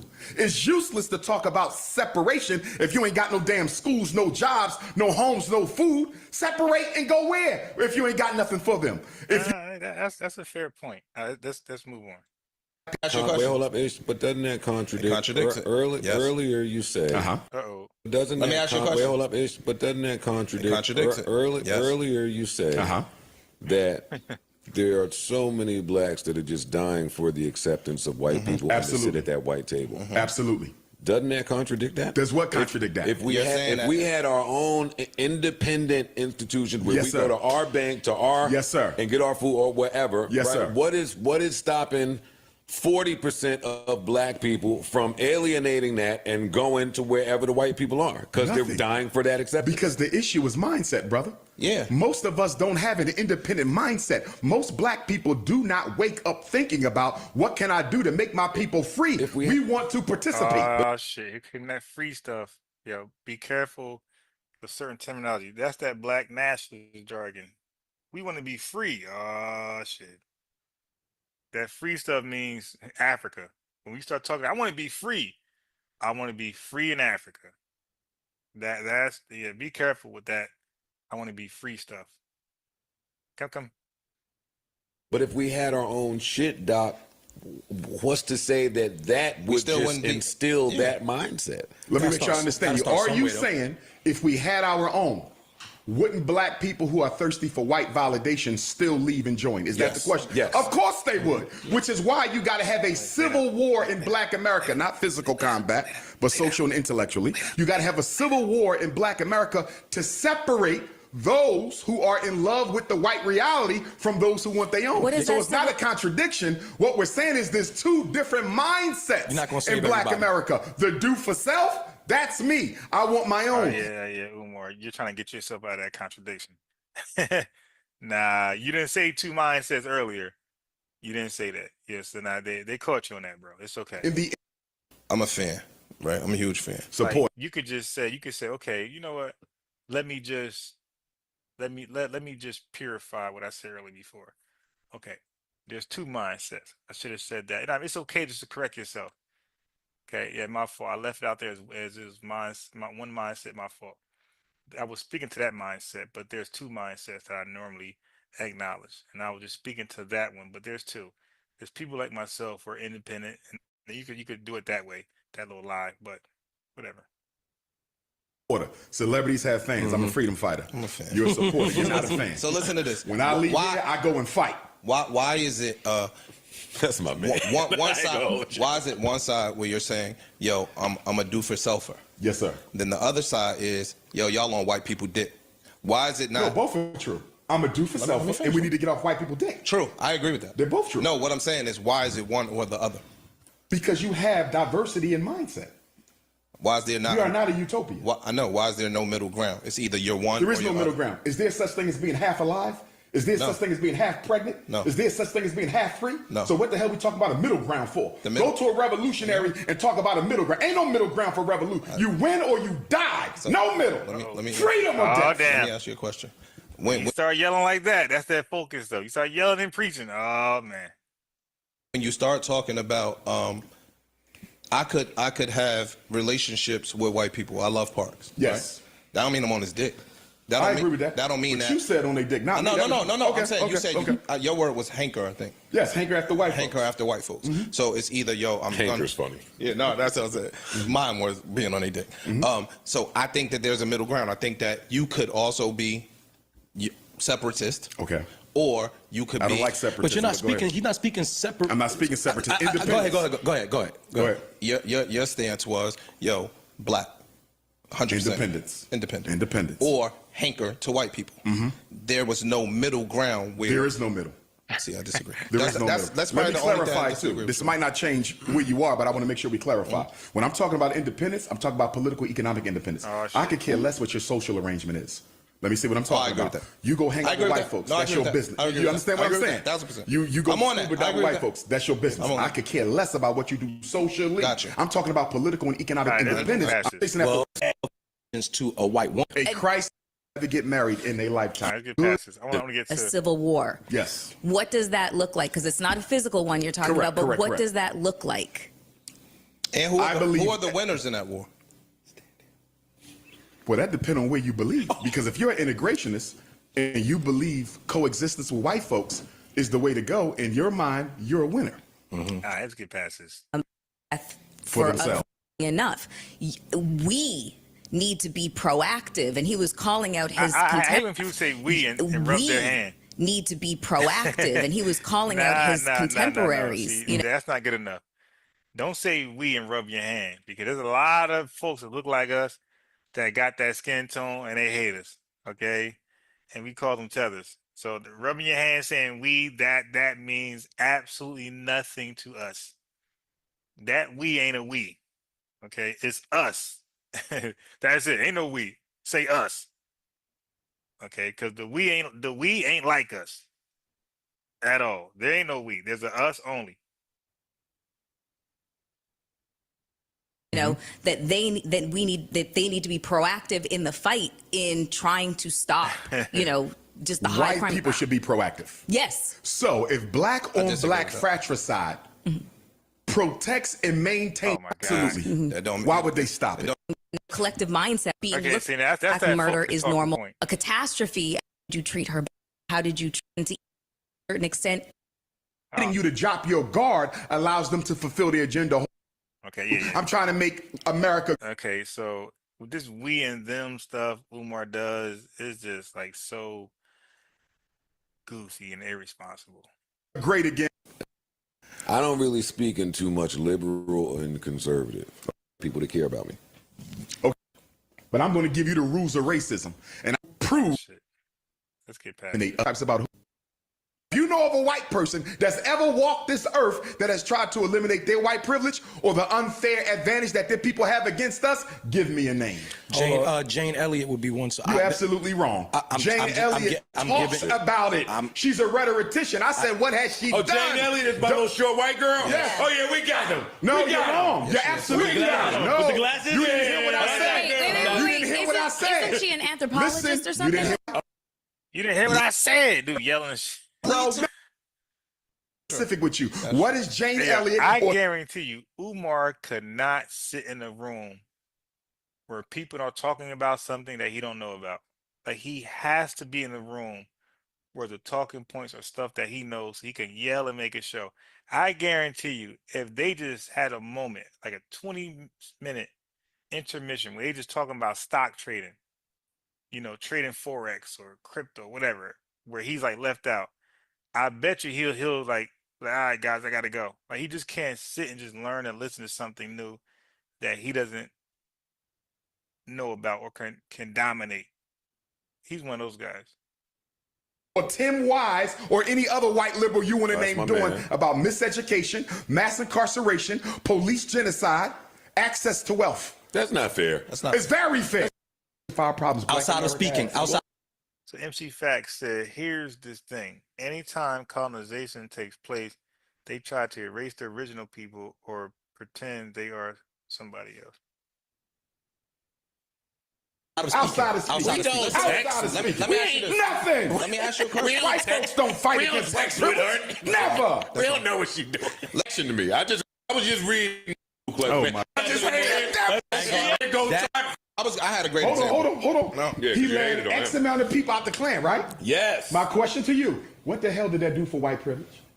Nothing. Thank you. It's irrelevant. What? It's a superficial change. It's cool though. Yo, It's a superficial change. listen to this. We're talking about structures, systems, and institutions. Structures, systems, and institutions. There's a system that take our boys from preschool to prison. It's crazy. There's a system that is take true. us from school to poverty and drug dealing. There's a system of mass incarceration. What are they doing to destroy any of these systems Yeah, that I would love to hear this system. Like, I would love to hear a breakdown of this system. I guarantee it's a bunch of goofy talking points that you'll hear focus regurgitate. Like, they make things just so black and white, and it don't be like that. maintain My black oppression? question. Back in the day, hold on. Listen to this, He right? said back in Get him, Ish. I think that I'll fry you up. People that was marching, white folks who died. Oh my God! It's action to help. But he won't let nobody talk. Stop. And those people. Go ahead, go ahead. You got, this is a conversation. Go ahead. You can't just dominate the whole conversation. I'm not Hey, down. ain't that how I be talking to Focus? He said, "Yo, this is a conversation. You can't dominate the whole conversation."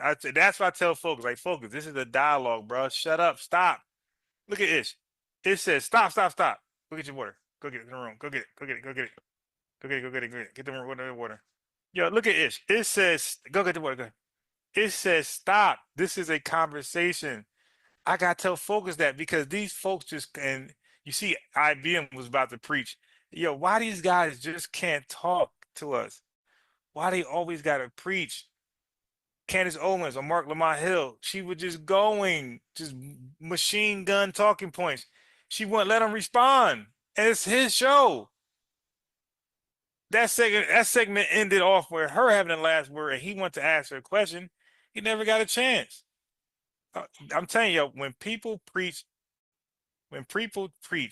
and won't let you talk, it's because they're insecure that you're going to rebut and knock down the things that they dearly hold on to. Ooh, they don't want to be challenged. Umar is saying stuff he does not want to be challenged, but look what happens. That's short term. What are you talking about short term? We still elected. Go ahead. This is a conversation. Go ahead. You can't just dominate the whole conversation. I'm not dominating the conversation. Stop. And those people dying, that's an action that they took to help eliminate white privilege. All right, so now this part I'm agreeing with Ish. Now this is when Umar goes off. To me, this is just my personal assessment. You don't got, I ain't trying to force it on you guys. I'm just saying how I look at it from my life experiences, right? I'm just saying this is how I look at it. So right here, I think this is where black nationalists go too far, where they don't respect any contributions from other races who stand up for us on our behalf, right? They dismiss all of it as not good enough or something else. That is a part we just can't do.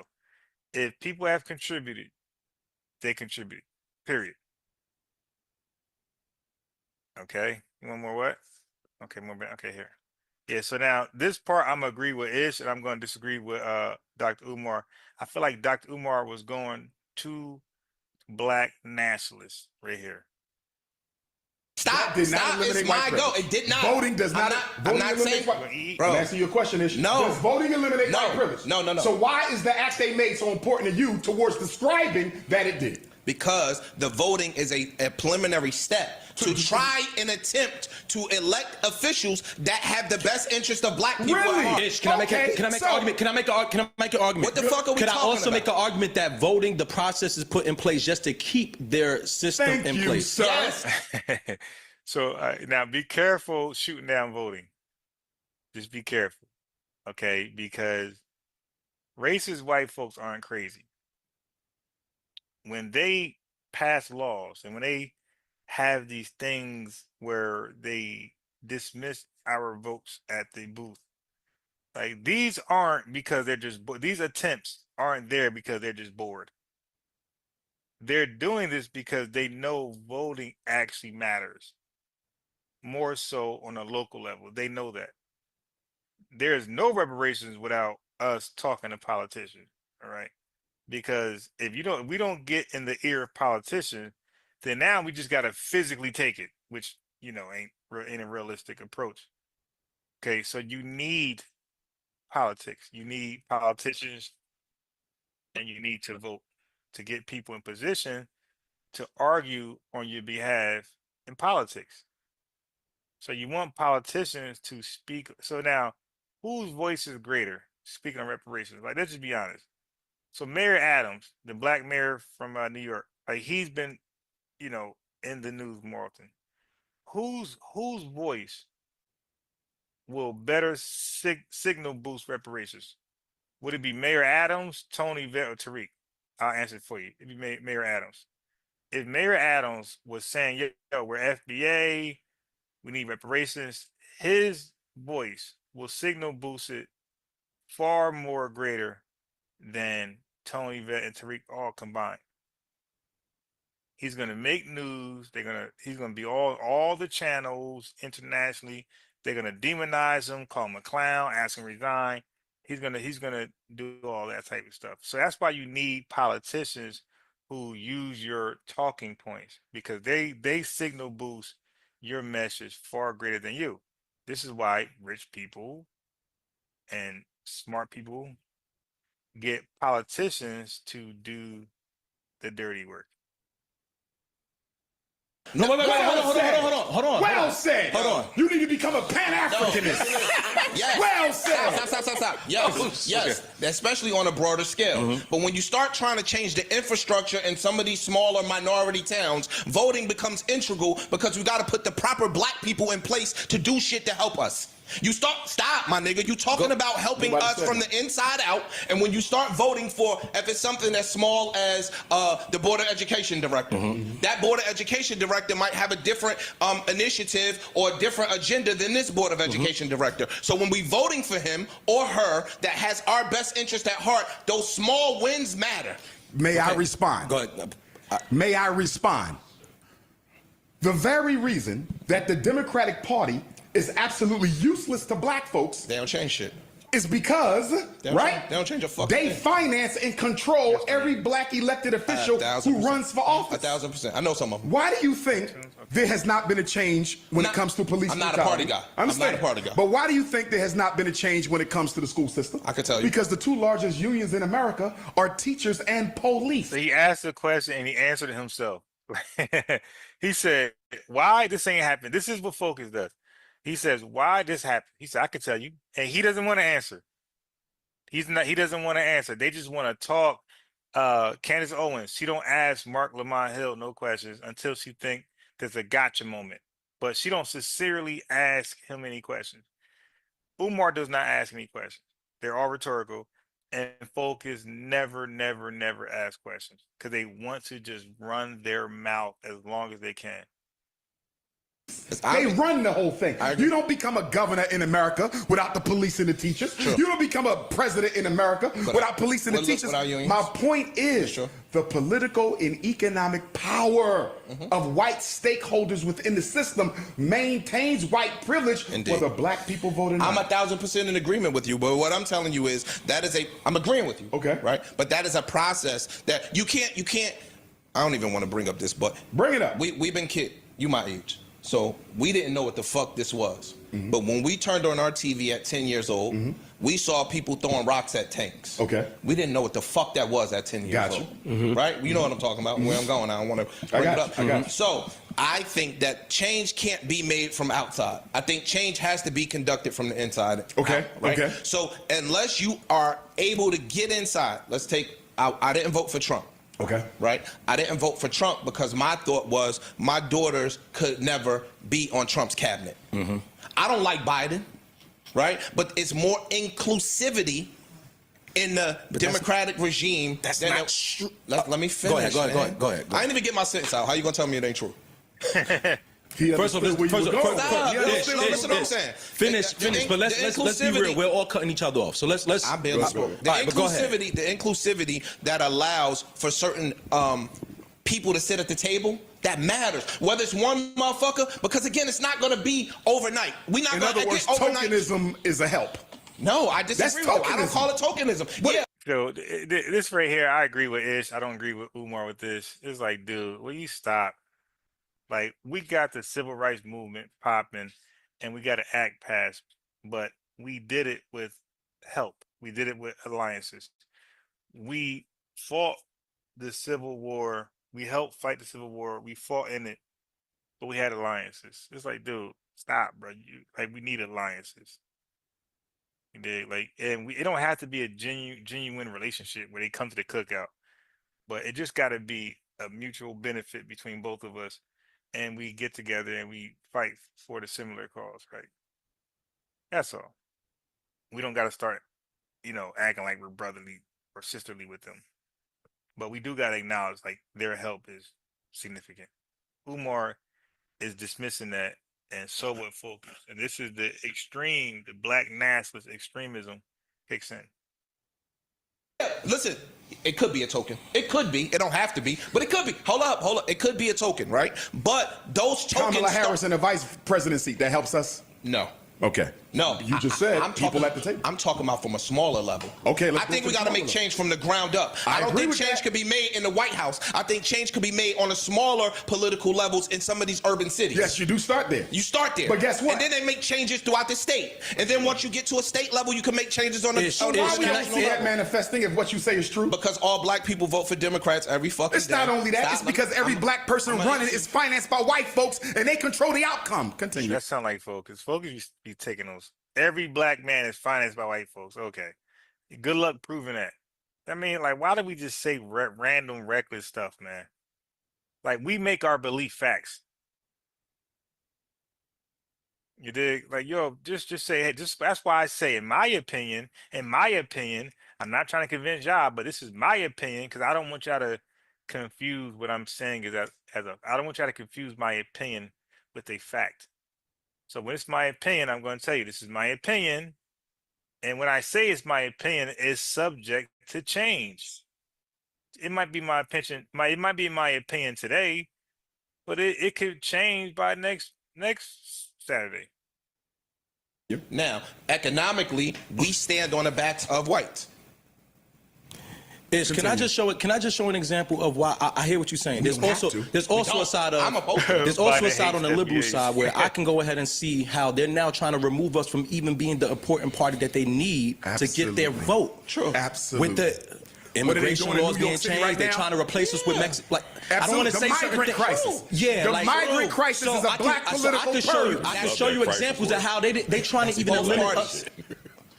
The difference with the difference with the Conservative Party is they're letting us know flat out. This is it. Flat out. We ain't fucking with. Honesty is the best policy. I'm just telling you. That's.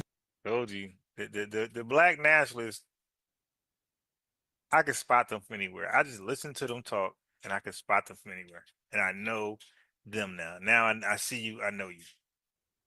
That's what it is. And a lot of the black people who have been converting from blue to red have been converting simply off of that. I like my racism on a platter so I can know how to deal with it, how to move forward with it. Agreed. I don't want it to be hidden behind the guise of we're going to help you with this and this and that, and you never do. Oh, we're going to give you a couple of different paths, and now when we don't. Ukrainians That's not a Democratic thing. That is a Republican thing. They out here kissing these Spanish people asses too. I think it's political thing. Joe Biden is the one who won't shut the borders down, not Donald Trump. That's Democrat. Yeah. No, you talking about on a national level. Again, I'm talking about on a smaller level. I live in Newark, New Jersey. They sucking these Spanish people dick every fucking day for their votes. Yes. Every day they sucking their dick because the Spanish people are swayed. And they're the Spanish organized. people could be Democrat, they could be Republican. So the people who vote we know we don't have, we gonna kiss their ass to earn it. Black people don't make Democrats earn their votes. That's the problem. And when you start talking about Democrats and Republicans, my nigga, left wing, right wing, it's the same fucking bird. They play golf together every fucking day. That's what we saying. So my nigga don't say. If they play golf, what they got to do with their political views? And I don't believe that. I don't believe that. Like, you'll believe that when, just off your limited experiences, but you got Republicans, white Republicans, who absolutely hate Biden, Kamala, like these Democrats. They hate AOC. They hate them, and they hate those who support them, other whites, and vice versa. You got some liberals who hate Donald Trump. They hate all these other Republicans that are lined up with him, Elon Musk. They hate these people and they hate their supporters. So you got real beef between liberals and conservatives. It's not fake, it's real. Okay, they really don't get along. They really be out there crashing out with their viewpoints. So, no, they're not playing golf. You know, some of them, because they're human beings, will, but some of them are so against Trump and his talking points, they are disgusted by anybody who supports them, and vice versa. Say it's a Republican versus Democratic thing. It's the same fucking rich No, white you said people. the tactics that are look pushing- different. They are The pushing The tactic The is tactics different. look it don't different. The goal is the same. I started with that. Look, dog, listen to this. If Yes. classism is the thing, because we keep making it a race thing, and you run the It race is not thing. class, it is race. Listen, a white. It is Hold not on. class, it is race. Are they related? Yes. No. Are they related? More No, than they're we think. More a rich I'ma say no. black No. person do not have the best interests of Wait. black people in mind. That is not The same necessarily way most true. Poor, the same Johnny way, Cochran did, and he was wealthy. Some. You I name wa- I one. want him to Dr. Right, expound but on my that. point is, don't go off on the class argument. You know why? Because the weakness of the class argument is if every black person got a PhD and $250,000 a year job, a lot of the problems we suffer from in terms of racism would disappear. got They you, would he not. got you. Listen to me. Some I would. evaluate children. Some would. Stay with me. I evaluate children in some of the most expensive public schools in the country. Gotcha. You understand me? The mother is a doctor. As quickly as you're black transformation. Let me ask you a question. That's a distraction and a deception. Let me ask you a question. Majority of the United States is what? What? 70% white? Do have the percentages change over the last Yeah, couple they years? losing. They dropping. They dropping fast too. They scared. Yeah, and the Latinos are. That's why they tripping. In terms of numbers. They tripping for a bunch And of that's why they reasons. recruiting Asians to be probationary white. they So are. Heard of that heard of that before. before. I've heard white adjacent, Probationary but I've never heard yeah, Asians are probationary white. probationary whites. Yes. They hate Wow. black people just as much as white people. He's right. Economically, they're just as comfortable, and politically, they're just as conservative. He's right. Why you think they gave them the anti-Asian hate bill? The That's anti-Asian true. hate bill was a flower to the Asian community to come in and join the white Yeah, we power got your structure back. and help us Like keep these Negroes in their that. place. Sure. Then it's only 1% of them wealthy. Let's discuss racism. That's a capitalism issue. What do we know about capitalism? In order for capitalism to thrive, there has to be a large, freely exploitable population of poor white folks. There is no capitalism without poor white folks. And now, guess what? Ha! But guess what? No, Which- not how. That reinforces the race. That reinforces the racism. You want to know why?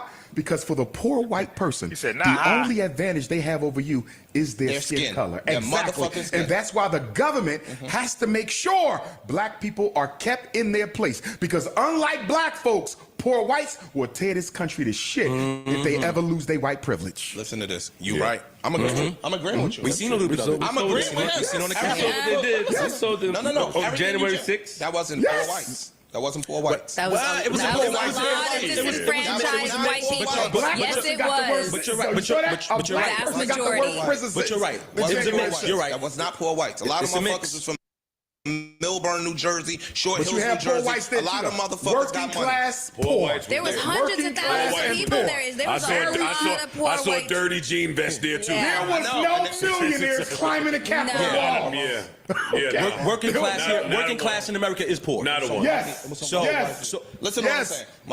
We push the divide.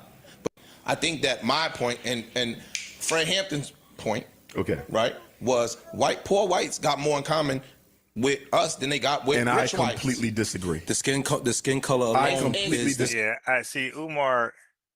Like you gotta understand, like Umar, and that's what it's trying to show him earlier. Everything's not just black and white. Sometimes there's a middle there. Okay, and white people do have a history latching on things that affect us, so they can get involved in. Okay, so yes, if poor whites see that poor blacks are gaining something that helps, rectify the situation, they're definitely going to try to act and be on code with us. separate. And I'm not against you. completely I'm disagree. trying to see both sides, and I understand the side that you're saying, but the It's part a that he's speaking vital to, thing. the part that he's speaking That's a to white is privilege that we you're don't never have. But that is an advantage It's that huge is. one. I'm not And saying it's it's one they not. will never, ever give relinquish. up. I would never. Can I give you an example? Let me give you a parallel. We wouldn't either. DJ Khaled is Palestinian. Image. I promise you, they can do so about letting black forever. You can never don't take like their that. You. Rap fan. No non-African can ever be the best of anything African. It is an insult to the ancestors, it is an insult to the race, and it is an insult to every black person. Do you think I could go to Palestine and be the best anything of Palestinian culture? You never see that. You think I could go to Israel and be the best of anything in Israel, whether it be a cook, an instrumentalist, a dancer? Hell no. And we have to stop naming non-African people, Joe. But I disagree. Stay with me though. Let me finish this. We got to stop naming non-African people as being the best of any aspect of our cultural product. Joe, I think you because can. it is an insult. And we gotta stop It is an inviting- We insult. can acknowledge that the talent is the. Yes, I can acknowledge Eminem's title. We should. He's. But let me tell you. Go ahead. For you to what I put him think. at the top, Let me ask you this. that's white supremacy, Let me bro. tell you this. That's white supremacy. What's white culture? I don't see Eminem building those schools and hospitals. We gotta I don't stop see inviting DJ people to the Khaled cookout. building those schools You and know what I'm saying? hospitals. What's the white I don't see culture? DJ Vlad building no damn banks and supermarkets. Yo, I'm asking. Hell no. Doc, let me ask you a question. Ain't no non-African can be the best anything in my race. Just like I can't be in theirs, and that's the way it should be. But wait, Let me ask you a question. What's white culture? You tell me. I'm asking. You tell me. I don't know. I want to know. I I'm an promise you, expert in I black just- culture. I You don't- white culture. I don't know. Yeah, that was a funny comeback.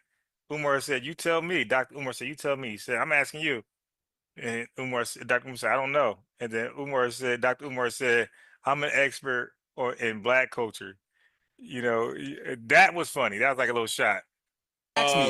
And that's the way it should be. But wait, Let me ask you a question. What's white culture? You tell me. I'm asking. You tell me. I don't know. I want to know. I I'm an promise you, expert in I black just- culture. I You don't- white culture. I don't know. Just ask me, and I told you capitalism. I'm an expert in black culture. You are in white culture. That was funny. That was my answer. It was capitalism before we ever even came to America. What's So white they, culture? they adopted that culture. I'm asking, what is white culture? You tell me. I don't have anything. Squash. That's not even theirs. That's not even theirs. Yo, Tuna casserole. What else? Come on. They say apple pie is theirs too now. Raisins and the potatoes. Yo, listen. If there was something that was classified or put on to whites as white culture, like that was their thing. Baseball. Baseball, football, apple pie, shit like I that. refuse to believe. I don't think that. But go ahead. Whatever. I'm trying to think of whatever, just That's something. That's I'm trying American to culture. think of something. American. Hypothetical anything, yeah. Come to the Hypothetical. premise. Come to the I'm premise. trying to think of anything. I couldn't think of something. I thought I got you. as the I got room you. might have came I up with got you. something. If we start doing it, Genocide. That's white culture. Go ahead. Come on. But You asked for something. White people invented genocide. we can't beat them in that. Wholesale extermination of an entire That's people. not That's true. uniquely But Caucasian. that's not true. that's true too. Oh, it is? It's not true. Oh, it's not? Who invented genocide? Nobody. Humans. Oh yeah, but hey Tanner. I'm telling you. But anyway, genocide was going on way before America. Really? Absolutely. Name me a genocide before the Caucasian touched the African continent. We were killing each other. That's not genocide. Do you know what genocide is? Why? It's the wholesale extermination of an entire species, an entire ethnic group, an entire people. We have never done that. We had African people never participated in genocide. We had tribal. We had one. Tribal war is not genocide. Rwanda- war is as old as humanity. I said genocide. Genocide is Rwanda is a sign of genocide. I would disagree with that. Rwanda and what And we let see me took tell you place where there. you're wrong. You're Okay. right, but you're wrong. Okay. You're right that Rwanda was genocide. Where you're wrong, good brother, you're missing the point that the Rwandan genocide was instigated by. Okay, you're right. All right. It was. Facilitated by white people. He is correct. That's right. Single board. I ain't agree with that. To clarify. When the Caucasians colonized Rwanda, they took one ethnic group and put them in charge. They oppressed the others. Yes. When colonization was over, they knew that when we leave, those who were oppressed We started are gonna fight like hell. Yes, we started So that was There's no different than that was Columbia. white engineering. That wasn't organic genocide. White folks played both sides of that. And then President Bill Clinton, your first black president. I wasn't down with that. I was not down with that sex But not culture. saying Bill troops Clinton was wouldn't responsible for the Rwandan genocide because he I don't fuck did with nothing Bill. about it. He wanted them to wipe them out. Of course he did. Yeah. It ain't no different than what's going on now. Absolutely. What I'm saying is this: when you start talking about, again, my views be a little broader than some. I just think that whether it was a tribal thing, like it's two tribes. So I think that let's say the white people are one tribe versus another tribe. I think everything is based on greed. I think everything is based on superiority and trying to maintain that based level. on greed and superiority. It's not supposed to be, and it don't have to be. But I think there is no capitalism without exploitation.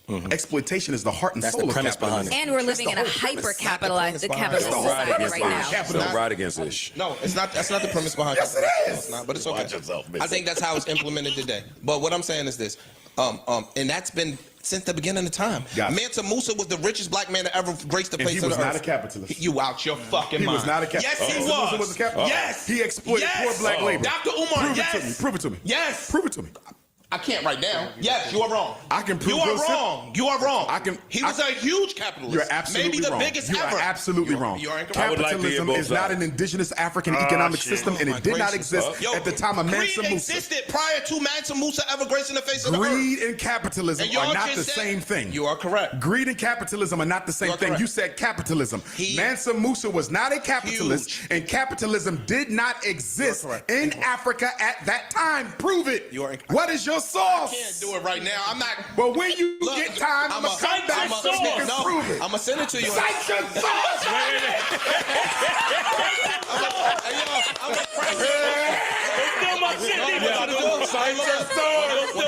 Look, when I send it to you, I want you to gotta make. text me. He gotta text you. Look, I'm gonna make you a cameo. I want you to get a cameo. Say my brother Ish, he cracked my muffin, man. He proved it to You me. gotta cite your source. That's all I'm gonna do. I'm gonna send you the. They arguing about Mansa Musa. I'm out Yo, he here. was a capitalist. Holy shit. He's a capitalist, bro. No, he wasn't. Traditional African rulership. It's not even consistent with it. It's not even. African culture is communalistic. Let me ask you a question. African Let culture me is ask you a question. communalistic. Are Egyptians black in your opinion? Are you talking ancient I'm Kemites asked. Yes. or modern No. Arabs? Ancient. What about them? Were they capitalists? Were they black? Of course they were African. They were African. Yes. We're in agreement. Yes. They leached off of the slave Okay, but population. he didn't ask you were they black. He said, I guess it's the same, but they were North African. It was just, it's like tricky. Because North Africans aren't really African. Gaddafi from Libya doesn't pass off as African.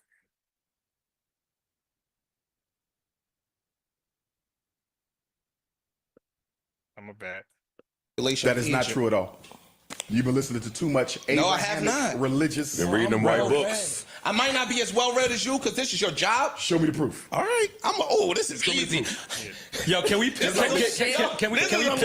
Because I It's nobody, right? I wanted to pivot because we did this for a while, but I just finished seeing you have a conversation with another podcast. I'm not going to say Yes, sir. who, Yes, sir. But you had a conversation about Deion Sanders. Yes, sir. And the back and forth was Yeah, you gotta stop that shit. no. The back gotta and forth stop was that. the back and forth was great. I love you. Because I agree with everything you said agree with a lot. in respects of his Imani, move help from- us. Give us Okay, the context. so the conversation was based upon Deion Sanders' move from Jackson State. Jackson State to Colorado. to a HBCU To Boulder. to From- Colorado. yeah. And what it meant. And, Yes. the Yes. statement of everyone saying, he's doing the job for us and he's pushing us Yes. forward. And the pushback is, no, it's really for self. It doesn't help blacks doesn't. in any It way. doesn't. It doesn't. I totally agree. I think it was a selfish move. I think it was a move to kind of stand in the side of white folks. I said that the It day absolutely was. And the history that probably it makes for him. But if he does that same thing at a HBCU, like Jackson State, gets them to where they need to get to, you make a bigger statement doing it with home team. No, and This is and a more, crock of and, shit. and more people will follow the leader. It's Yeah. a macro versus a micro thing, and I think at Jackson State he was making change. Yes. He was getting a lot of things Yes. done. He was bringing the economic base to Yes. their school Yes. and to the surrounding And top community. recruits. and Yes. to the surrounding communities. Yes. One, you're going to set the stage, so you'll be the sacrificial lamb because I heard some shit was going wrong inside the institution. Cool, right? I think that was his justification to leave. I love That was an Deion. excuse to Yeah, leave. justification. Yeah. I think that was. But Wait, I what think was the excuse? There was some That- things going on in that the shit They institution. broke into his The school office. was- They broke into No, the his dean car. was doing dumb the shit. university And- wasn't paying him. He's Yeah. supposed to get a certain percentage of the They had, ticket like, water sales and all that problems, other crap. flooding. You didn't believe Yeah. any of that. No, I do. No, it may be very well true. I believe believe it's it true. all. You just There's don't still get- no That's not a excuse reason to to leave. believe. He just said the school was Jackson broke down. State You is crazy a as hell. state institution. Do you know what that means? Yes. That means there's a board of governors that oversees the provost, The actual budget and principal, everything of the the school. He could have went to the state. Yes, he could have. He didn't do that because he wanted out. He never thought my son. materialistic. It was materialistic because he about equality has a head start over me. So if you give Parks a stool 6 more inches. and you give Imani a gives you stool, 6 more inches. yeah, then it's He's still tall. he still got the same advantage over me. Exactly. So now it's about equity as It's opposed about equity. to equality. And you're so never now gonna for you get to give me equity. equality in 2024, nigga, you still gonna have the fucking advantage over me. I want the equity. I don't want your fucking. What you feel was the real reason why Colorado brought Deion over there? Their real reason, intention. The white power I don't structure was even know. threatened by Look. the fact that Deion Sanders was going to redirect. Should stay. If I'm not, was the highest paid state employer. I think I'm due for some more It's spanking. not my job to do that. If I have a contract that says the ability No, to do that, you're though. not supposed to do that, Joe. I'm not disagreeing with you. I'm agreeing with that piece. But in this world, Yes. nigga, we overcome obstacles. Yes. That's what we here for. Yes. If me and you have a contract dispute, I'm not gonna just say fuck Joe and I'm out because we had a contract dispute. I'm gonna take it to the try state. to work through it. The people who fund the school in the first place. I just He wanna ask never you- did that. I just want to ask, when Deion first took that job, And to these HBC point that I'm making, though, we have enough economics in our community amongst our celebrities that they could sponsor an HBCU. There's about 100 and something HBCUs. If you take all the football players and basketball players of a certain income or greater, especially our billionaire class, there's enough money to go around that could save these institutions. Even the How millionaire dare you class. not give to the institution You put a lot of and weight then on criticize them because you got robbed? And the reason you got robbed is because you never did nothing for the institution before you got there. I think- It's hypocrisy. Now let's look at Harvard and Yale. Let me give you the opposite. Do you know why Harvard and Yale been giving out full scholarships to African American high school seniors who have a 4.0 and a perfect SAT? You go to Harvard and Yale for free. You know why? Because the IRS ordered Harvard and Yale to liquidate some of its assets because they were richer than the government itself. Harvard had more money than the U.S. government itself. And they decided that that was unhealthy for the economy. And do you know why they got so much money? Alumni. They're alumni. Give back every day. certain way, y'all stay at Jackson State. Good. Yeah. It don't Jerry matter where Rice, you went. the are you numbers going to help people? Or are you going there to change the system? In Period. which you Help. Show me where it has helped. Jay-Z. Barack Obama is like a token in He said by way of Jay-Z's tokenism has helped us? How? The NFL. What institution he built? Don't challenge us or no Jay-Z. The NFL went and got Jay-Z to help clean up the image after they shitted on Colin Kaepernick. Let me change it. And that's a benefit? Wait. Yeah. The Jay-Z thing is too early to see. Okay. I think it'll play. I will out. swallow that. think it'll Give play. him more time to see what he's going to do with it. I can agree with that. That's fair. you said Barack Obama. I've listened. Barack Obama did what for blacks? No, I was going to say that he's a token by way Absolute token. of yeah. Right. But there was no help. Yeah. I agree and I disagree. I disagree with that. I disagree. Where was he not a token? What did he do systemically to improve black reality? I'm listening. All right, cool. Obamacare. Stop. That's one. Huh? That's huge. Obamacare is huge. Huge. Say it again. Obamacare. Obamacare was huge. for America. I said, what did he do for blacks? See, so look, If you went through the ghetto, no.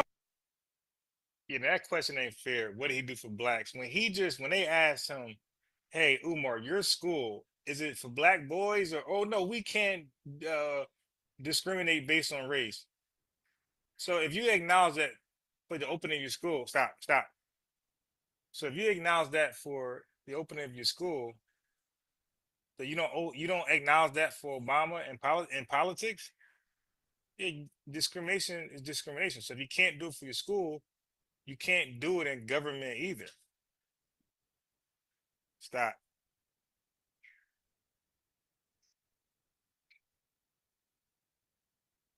No, sir. come No, on. I'm not going to let you lead on. on, stop. Listen. Let's go to the 5 boroughs. True.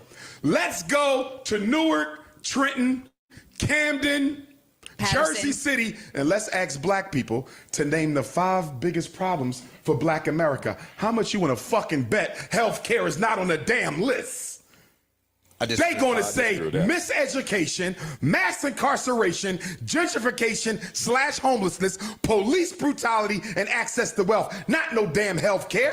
Obamacare did nothing about the health care discrepancies for black folks. Bullshit. That was for America. That wasn't for us. You're right. I agree with Come that. on, y'all. Let me tell you this. I had black family members. Healthcare is in the top. where You're wrong. They got that shit and was very happy Three of with them it. are great. Even I if didn't he say did they it for America. They'd be happy if they hit the lottery too, Joe. Yeah. That ain't the point. The point is Obamacare is not a top 5 issue for black folks. And if you think Obamacare helped us so much, why do black women in America lead the developed world in infant mortality? What That is a Obamacare do fact. for that? What This is why I Obamacare do think for that that? healthcare What is- about Okay, so now he's going somewhere else. All right, that's a focused talking point. People, and I'm sure we all do, that did not have zero health care prior to Obamacare. that was not the question. No, so when you say how I did said it, how did the I'm about to answer racism? you. No, you didn't. You said how did it help black people? Yes. I'm Directly. answering you. Directly for- because these people would have Obamacare zero. was for America, not for black America. I'm not disagreeing what with you, did he but do it- specifically for us? Nothing. The Asians got an anti-hate bill Nothing. for them. Nothing. Israelis Listen. get federal money for them. I'm not disagreeing. Afghanis got a bailout for them. That's not the question you Ukrainians asked got a bailout for For them. them. Yeah, What did he do for us? No. Don't LGBT give me some shit LGBT for the whole got a bill country. that every- Look at the LGBT. What did he do for us? What? Yo, listen what I'm telling you. Stop integrating us in with the whole let me answer- country. I can answer you. Our problems are Yo, unique. dog, number one, Barack Obama wasn't strong enough to do nothing for us. Correct. Because yeah, that's correct. number one. So be clear, I don't give a fuck if that nigga had hug your kid 10 times a day law. The fucking Republicans was running the fucking Congress. They would have repealed that shit. They would have Even if vetoed they it. didn't, he wasn't gonna do nothing. They would have vetoed that. You can't say that. Yes, I That's can. I'm not gonna tell fair. you That's why. not No, it's fair. very fair. That's You know not why it's fair? I'm gonna tell you why it's fair. Everything he I'ma tell proposed, you they why it's shot it fair. down. I don't fault Obama because he didn't change anything. For the reasons you mentioned. I fault Obama because you didn't even speak truth to power for our problems. He didn't even speak truth to power about mass incarceration, miseducation. He did, You know but what he he did for tiptoed. police genocide? He tiptoed. He He tiptoed. gave them the cameras. He tiptoed. He gave them the The camera. body cams. Yeah, The body- that was great though. The body cameras, the cops that killed the black man in the hospital, they all got charged and locked up. So like the body cameras, that was very important. A lot of these officers wouldn't be locked up without these body cameras. Planting drugs, shooting at us, all type of stuff they're getting, and we want to have these videos to do reactions over it. And I got to do my police body cam live review probably tomorrow. Body cams. cams. Yep. Has that stopped the police from killing No, the anybody? fuck it has not. He tiptoed. They cut us- He did Nah, they nothing just at cut all. that shit Oh, off. he transgendered our children though in public. And that's what we was talking about earlier. Like that's what the guy was talking about earlier. Like black on black crime is something big because we're focused on other folks killing us. But when it's us killing us, there's no big cry, no movement, nothing like that. And again, like we're killing each other over the most senseless things, and it's young folks doing it. Like 14, 15, 16, 17. And it's like for senseless stuff. Public school, Oh, congratulations. wait. Oh, come on, Doc. Wait, slow down. Why you say that? He transgendered the kids. You be putting a lot of weight on. You put a lot of weight on Dion's shoulders. Can I ask you a question? A lot of weight on Can I ask you a question? Obama transgender to kids. Can you name the president of the United States of America? Because there's only been two. One of them in office now. But can you name the first president of the United States of America who, during his second term of office, sent a letter to every state department of education in America and said, children, from this point forward, can use the bathroom of the gender they identify with, and if you try to stop them from doing so, we will cut all your federal education funding. Who was that president, Joe? So unisex bathrooms. Who was that president, Joe? I don't know. It was Obama. Barack Obama. So here's my question to you. Now, Body cam. listen, you're talking to a psychologist. Stay with me. And that's not unisex bathrooms neither. Not just that, but I know. that's Stay not, with me. that's not him, yo. Yeah, that's not fair. Yeah, I don't like what He you're wrote doing. he sent that letter, but it ain't That, fair. I mean, he wrote it. He's a puppet. Oh, Nigga, he signed it. he's a He puppet. taking that. He Somebody don't have a taking fucking that. choice. Look, Come on, dog. Can't do that. Is he a puppet? Is he a puppet? Of course. Okay. All right, so But I'm still gonna hold So- him accountable for. how? Hold him accountable Hey, for- if some for good the- shit, happened that he put his name How does he on, listen? we give him the credit. I'm holding you So we and gotta the hold him system accountable you for some represent bad shit accountable. too. Do you feel That's me? what I'm So telling you hold him and accountable the for allowing himself to be a puppet? I'm gonna hold him accountable for being a goddamn coon, and I'm gonna hold the crackers accountable that control and manipulate him. They both get held And how accountable. can he overcome that? See, the problem with us, we got too many fucking coons in black America. Obama is a fucking coon. All right, hold on. Koon, COON, KHEWN, however you want to spell it. He's a coon. And he's going to be held accountable for cooning. Because the most dangerous thing you could do in black America is coon around. So you wasn't happy when he became president? Of course not. I'm the only scholar in the country who said that when he gets out of office, Black America will be worse off after Obama than before. And look at what you got. Do you know Donald Trump would have never even been president if Obama had not preceded him? Well, you don't get a Donald Trump without a Barack Obama. Obama made him possible. No Obama, no Trump. The pendulum usually swings really dramatic to the other end of the spectrum, It does. depending on what we've does. you know. And Biden after him. Yeah. It does. Yeah. But the point is, here's the bigger question, because we're dealing in personalities, not systems. When are Black people going to get off the Democratic Party plantation? That's the bigger question. I'm with you. I agree with you on that. I want to. When there's somewhere else take to it a step go. further. I want to say, when are Black people going to stop playing politics? It's not for us. This structure of politics is not for us. I don't necessarily disagree, but I'm trying to follow. Land me. I need you to land that to see if I'm at the point where I don't feel like there should be any Black politicians playing this game until we have some establishment of a Black party. If you're going to, Oh my God, not the Black Party. These guys, the blackety black. Like, this sounds smart on a Joe Budden podcast on a barbershop. The Black Party. Oh my God, Yvette already addressed the Black Party bullshit. That's a scam. That's a scam. to represent a party, you represent the Black Party. A party or a political union. Or that represents. Because you don't, now, if we're in the majority, it should be a party. Jersey, Newark, we're in the majority, I believe. Here we are. So in Newark, we should have a party. Jersey City, we're not in. Don't say we, because when you say we in Newark, see that we thing, that majority we thing, that's a farce. Because the same way white folks influx this country, a lot of Asians, and they call them white to make it seem like the white population is greater. They also influx, our community with Black immigrants, and they get tagged in on the Black. They say we are the majority. Like, no, we're not the majority. Those Haitians are the majority in Newark. Not we, because they're not we. In the minority. I think it's the Latinos. Oh, okay. No. Right? So you need a union. If we can win the office, we need a party. Let me rephrase that. If you can't win the office, we should not play politics under the same guise that we've been playing it from this point forward. absolutely. It's The not beneficial to Democratic us. Republican dichotomy is a complete trap. So now let me ask you this. Until the Black vote is organized along Black community lines, it never works for us. Dog, we people- need a Black vote, not a Democratic vote, not a Republican vote. Listen we to need a this. Black vote. And then what happens is you open up yourself to annihilation. Be the completely disagree. fuck clear. Yo, we represent 12% of the United States. One. You start talking about the Newark shit. Newark gets their state funding from the state of New Jersey. That is true. So now, when you separate yourself, what the fuck you think gonna happen to the kids in the school system now with no financial base coming from the state? I completely disagree. I think it's the same I process completely of you disagree. saying. I think it's the same process of you saying we got to start somewhere. Right. And I think Listen, that's our and I version of completely starting. So disagree. listen, Wait, let that's me like hear him disagree. Please, let me finish. That's like, hold up. That's like a parent saying, yo, I hate my boss and I hate this job, so I'm gonna leave. When you got 2 fucking kids at home to feed. No, that's the wrong analysis. It's the same thing. It's the same thing. A minority will always be subject to the will of the majority. Agree? As will an employee. Absolutely. So with Black people being a numerical minority in America, we have to use our numerical strength, however far it is, to leverage our agenda. True. That can best be done by withdrawing from all of the major parties. Democrat, Republic, Green Party, Freedom Party. Get out of all of them and do a Black party or union. And then what happens is what? When Joe Biden comes up, He got the kiss our primary, ass for you our- got to come and have a conversation. That's true. Donald Trump gets the nomination for the Republicans, you got to come and have a conversation. True. I represent 50 million Black votes. Presidential elections have been won on a lot less than 50 million. less. I got This 50 one, million. this one, Exactly. this one. I got 50 million Black votes. This is what we need. I know you can't do it all.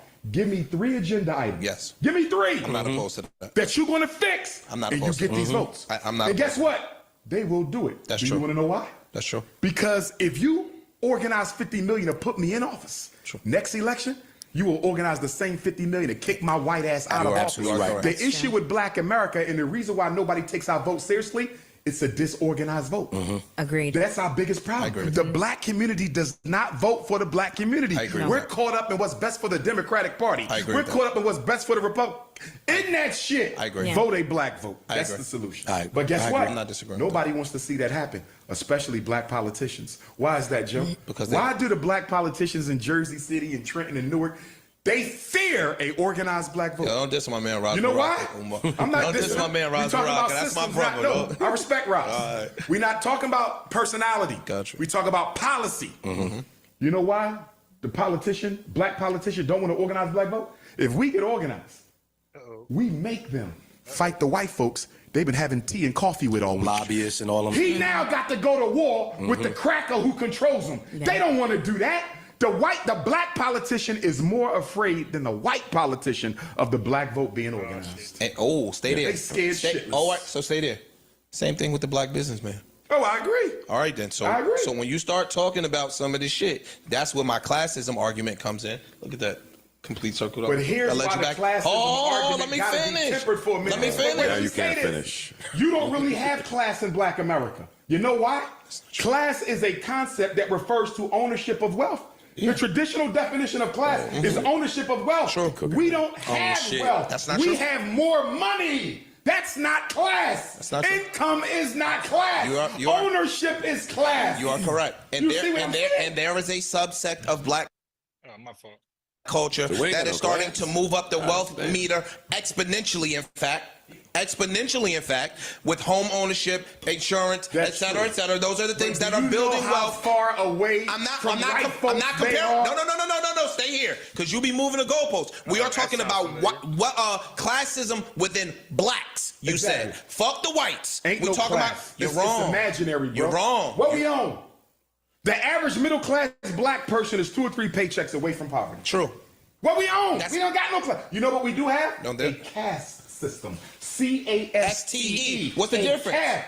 Class is about of ownership of wealth. Class is ownership of wealth. Caste is about based on ethnicity and race. True. We You don't see? have a caste system in the black America. I disagree. We have a class system brewing in black America because, again, there is a subsect of black people that are flying up the wealth meter. But that's a minority. I'm not disagreeing. It's but not I decisive agree. enough. Go ahead. Listen, so those same black people that are increasing their wealth are starting to be cooler with the cool rich whites than they are with the poor race blacks. Exactly. But that's not because of class. Listen, that's because of access. the same way- Any Negro who does not respect his race will coon out at the first chance he gets.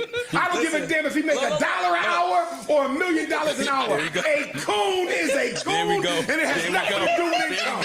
It ain't got nothing to do with income. Listen, It ain't got nothing to do with how much money you make. A coon will coon regardless. So the wealthy white, the wealthy white that's cool with the wealthy black, but could give a fuck about the poor white. What are He they? ain't playing. Say that again. Wealthy white, wealthy black, right? Let's say they're neighbors, whatever the fucking got case you. may I be. got you. The wealthy white, Is going to look for how he can exploit the wealthy. you didn't black even for let his me own get my personal sense, gain. bro. Yeah. That's not true. Hey, yo, bro. Listen. Look. What are you talking Listen to about? what I'm It's saying. very true. The wealthy white, the wealthy black. The wealthy white cares more about that wealthy black than he cares about that poor white. You absolutely wrong. No. That's not true. Even Joe That's said not you was true. wrong. He'll work You his way to get that. absolutely wrong. He'll work his You way to out get your that. fucking He'll mind. work his You way to get that absolutely poor wrong. white So up. why don't understand racism? You don't understand racism. Yo, nobody can. You don't nobody understand ever answers this racism. question for me. You don't If white understand people racism. got all this power and all this money, don't why the fuck is understand 90% of them broke? Well, hold on. Capitalism. Dr. Why Umar, the fuck are 90% of them you're broke? saying Y'all just told me the capitalism- wealthy white man would try to help pull the white up. That's what Capitalism. you said. Why the fuck they not helping them? No. You said that Imani the said- wealthy no, white Imani. Yes. cares more about the wealthy black than the poor white. Yes. And I'm telling you, you're wrong. I disagree. We can You're agree to wrong. disagree. Well, Dr. Umar, can I just make it Sure. very Go ahead, noticeable? go ahead. Ish believes that racism is dying at this point. I believe that racism. You've been the past 20 years. So I believe It's that. dying. So- it just reinvented itself and had triplets and shit. What are you talking about? It's dying. Okay. So that's why the perspective of how No, you that's saying not why my perspective is that. My Racism is perspective is, dying. I'm a mathematical dude. I believe in the math thing. So my point is that nobody can answer me with is if white superiority is their primary objective. I believe power is any wealthy person's objective because I think that regardless of color, we want to maintain our wealth. So you could go to Africa, you could go to fucking India, you could go to China, you could go anywhere you want. The wealthy people in those regions want to maintain their power. You maintain your power by suppressing the majority. So now, regardless of color, my point to y'all is, if white power was such a real ideal thing, why the fuck are they not helping the poor whites? Who said they weren't? Yeah. Let me throw a couple things at you. There was some research that was Who done said they recently. not? Who said they not? Numbers? Stay with me. You can't use numbers when they benefit you. Here's the point you're missing. Although they may be poor, they have advantages, opportunities, True. and access to resources that we will never touch. There was a research study that was done recently. Move the mic Stay with closer, me. Doc. Stay with me. Move the mic closer to you, Doc. You got to move Say the that mic. again. The mic. Move the mic a little my closer to you bad. so I can hear you. The mic. There was a research study done recently where they looked at people who are looking for jobs. White men, no college. You probably know what I'm talking about. White males, no college, no degrees, prison record. Black male, no prison record, bachelor's degree, master's degree. Guess who got called back? I believe it. 5 times as likely than the other group. I believe that. Yeah. The whites. I believe that. So when you say the rich white care more about the rich black, why didn't he hire the black male with the college degree like he got instead of the poor white male? My turn to answer you? Yes, sir. The person doing the hiring ain't the rich white. The person doing the hiring is the fucking mid-level HR nigga that don't feel threatened by the white man. He feel threatened by the black dude. That's who does he let answer me to? answer you. Who does he answer to? Let me. Who controls that institution? The questions, and I've been in mid-level corporate America before.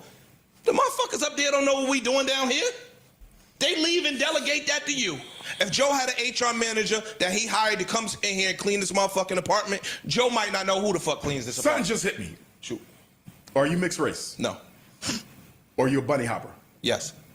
Per your That's why that's you not have true. a liberal That's perspective. not true. That's not because you go home that's to a not white true. woman. Yes, but that's not true. I felt this way before I met my white girlfriend. So help me understand how you could be so passionate about the black. I'm passionate. I'm an objective thinker. I don't. If something makes So sense, you to have me- no loyalty to the black community. No, I do have. I probably employ more blacks than you. Okay. So help me understand that you employ more blacks than me, but you go home to a white woman. Why you don't have a black woman? Because I fell in love with a white woman, not a black. Why didn't you fall in love with a I black did. woman? I fell in love with a black woman. We broke up. Okay. And why didn't you fall in love with another black woman? I did that too. We broke up. Okay. And why didn't you get another one and another one and another one until you found the right one? Because I met a white woman that I fell in love with, and that's the person that And I'm you're with being today. disingenuous about That's not something. true. And let me tell you what you're being Shoot. disingenuous about. Shoot. Romance is a function of focus and opportunity. If I want to date an Asian, I'm going to put myself around Asian women so I can find one. If I want to date a Latino, I'm going to put myself around Latino women so I can date one. If you wanted to marry a black woman, you would have put yourself around black women so you can find one. So how did you end up with the Caucasian? No disrespect to her. No, not at all. What I'm telling you is the places that I go socially are not just monolithic. So what? I went to a white college, white job. I never bunny hopped. Listen to my question. Let me answer you. That wasn't my priority. My priority wasn't, I'm not closed off to dating Latino women. I'm not closed off to dating Asian women. I'm not closed off to dating white women. So again, in my search for romance, all of those things were on the table. But you for do me. understand that by not being with a black woman, I'm you answering. undermine That's the your opinion. success of the black community. That's your opinion. That's my opinion. Then tell me how the black community benefits from you having a white woman. If I lend to the financial uplifting of that community, one, that's one thing. Two, if I'm helping to educate the people in that particular community, that's a benefit. Does not your white woman benefit more from your economics than any black person? Yeah, probably. Exactly. So why can't they both be mutually beneficial? You want to know why? Because she belongs to the group that is responsible for the historical oppression of your race. So why would you voluntarily go over and marry into that? Because when you marry the woman, you don't just marry the woman or date the woman. You're dating her community and her culture. And given the history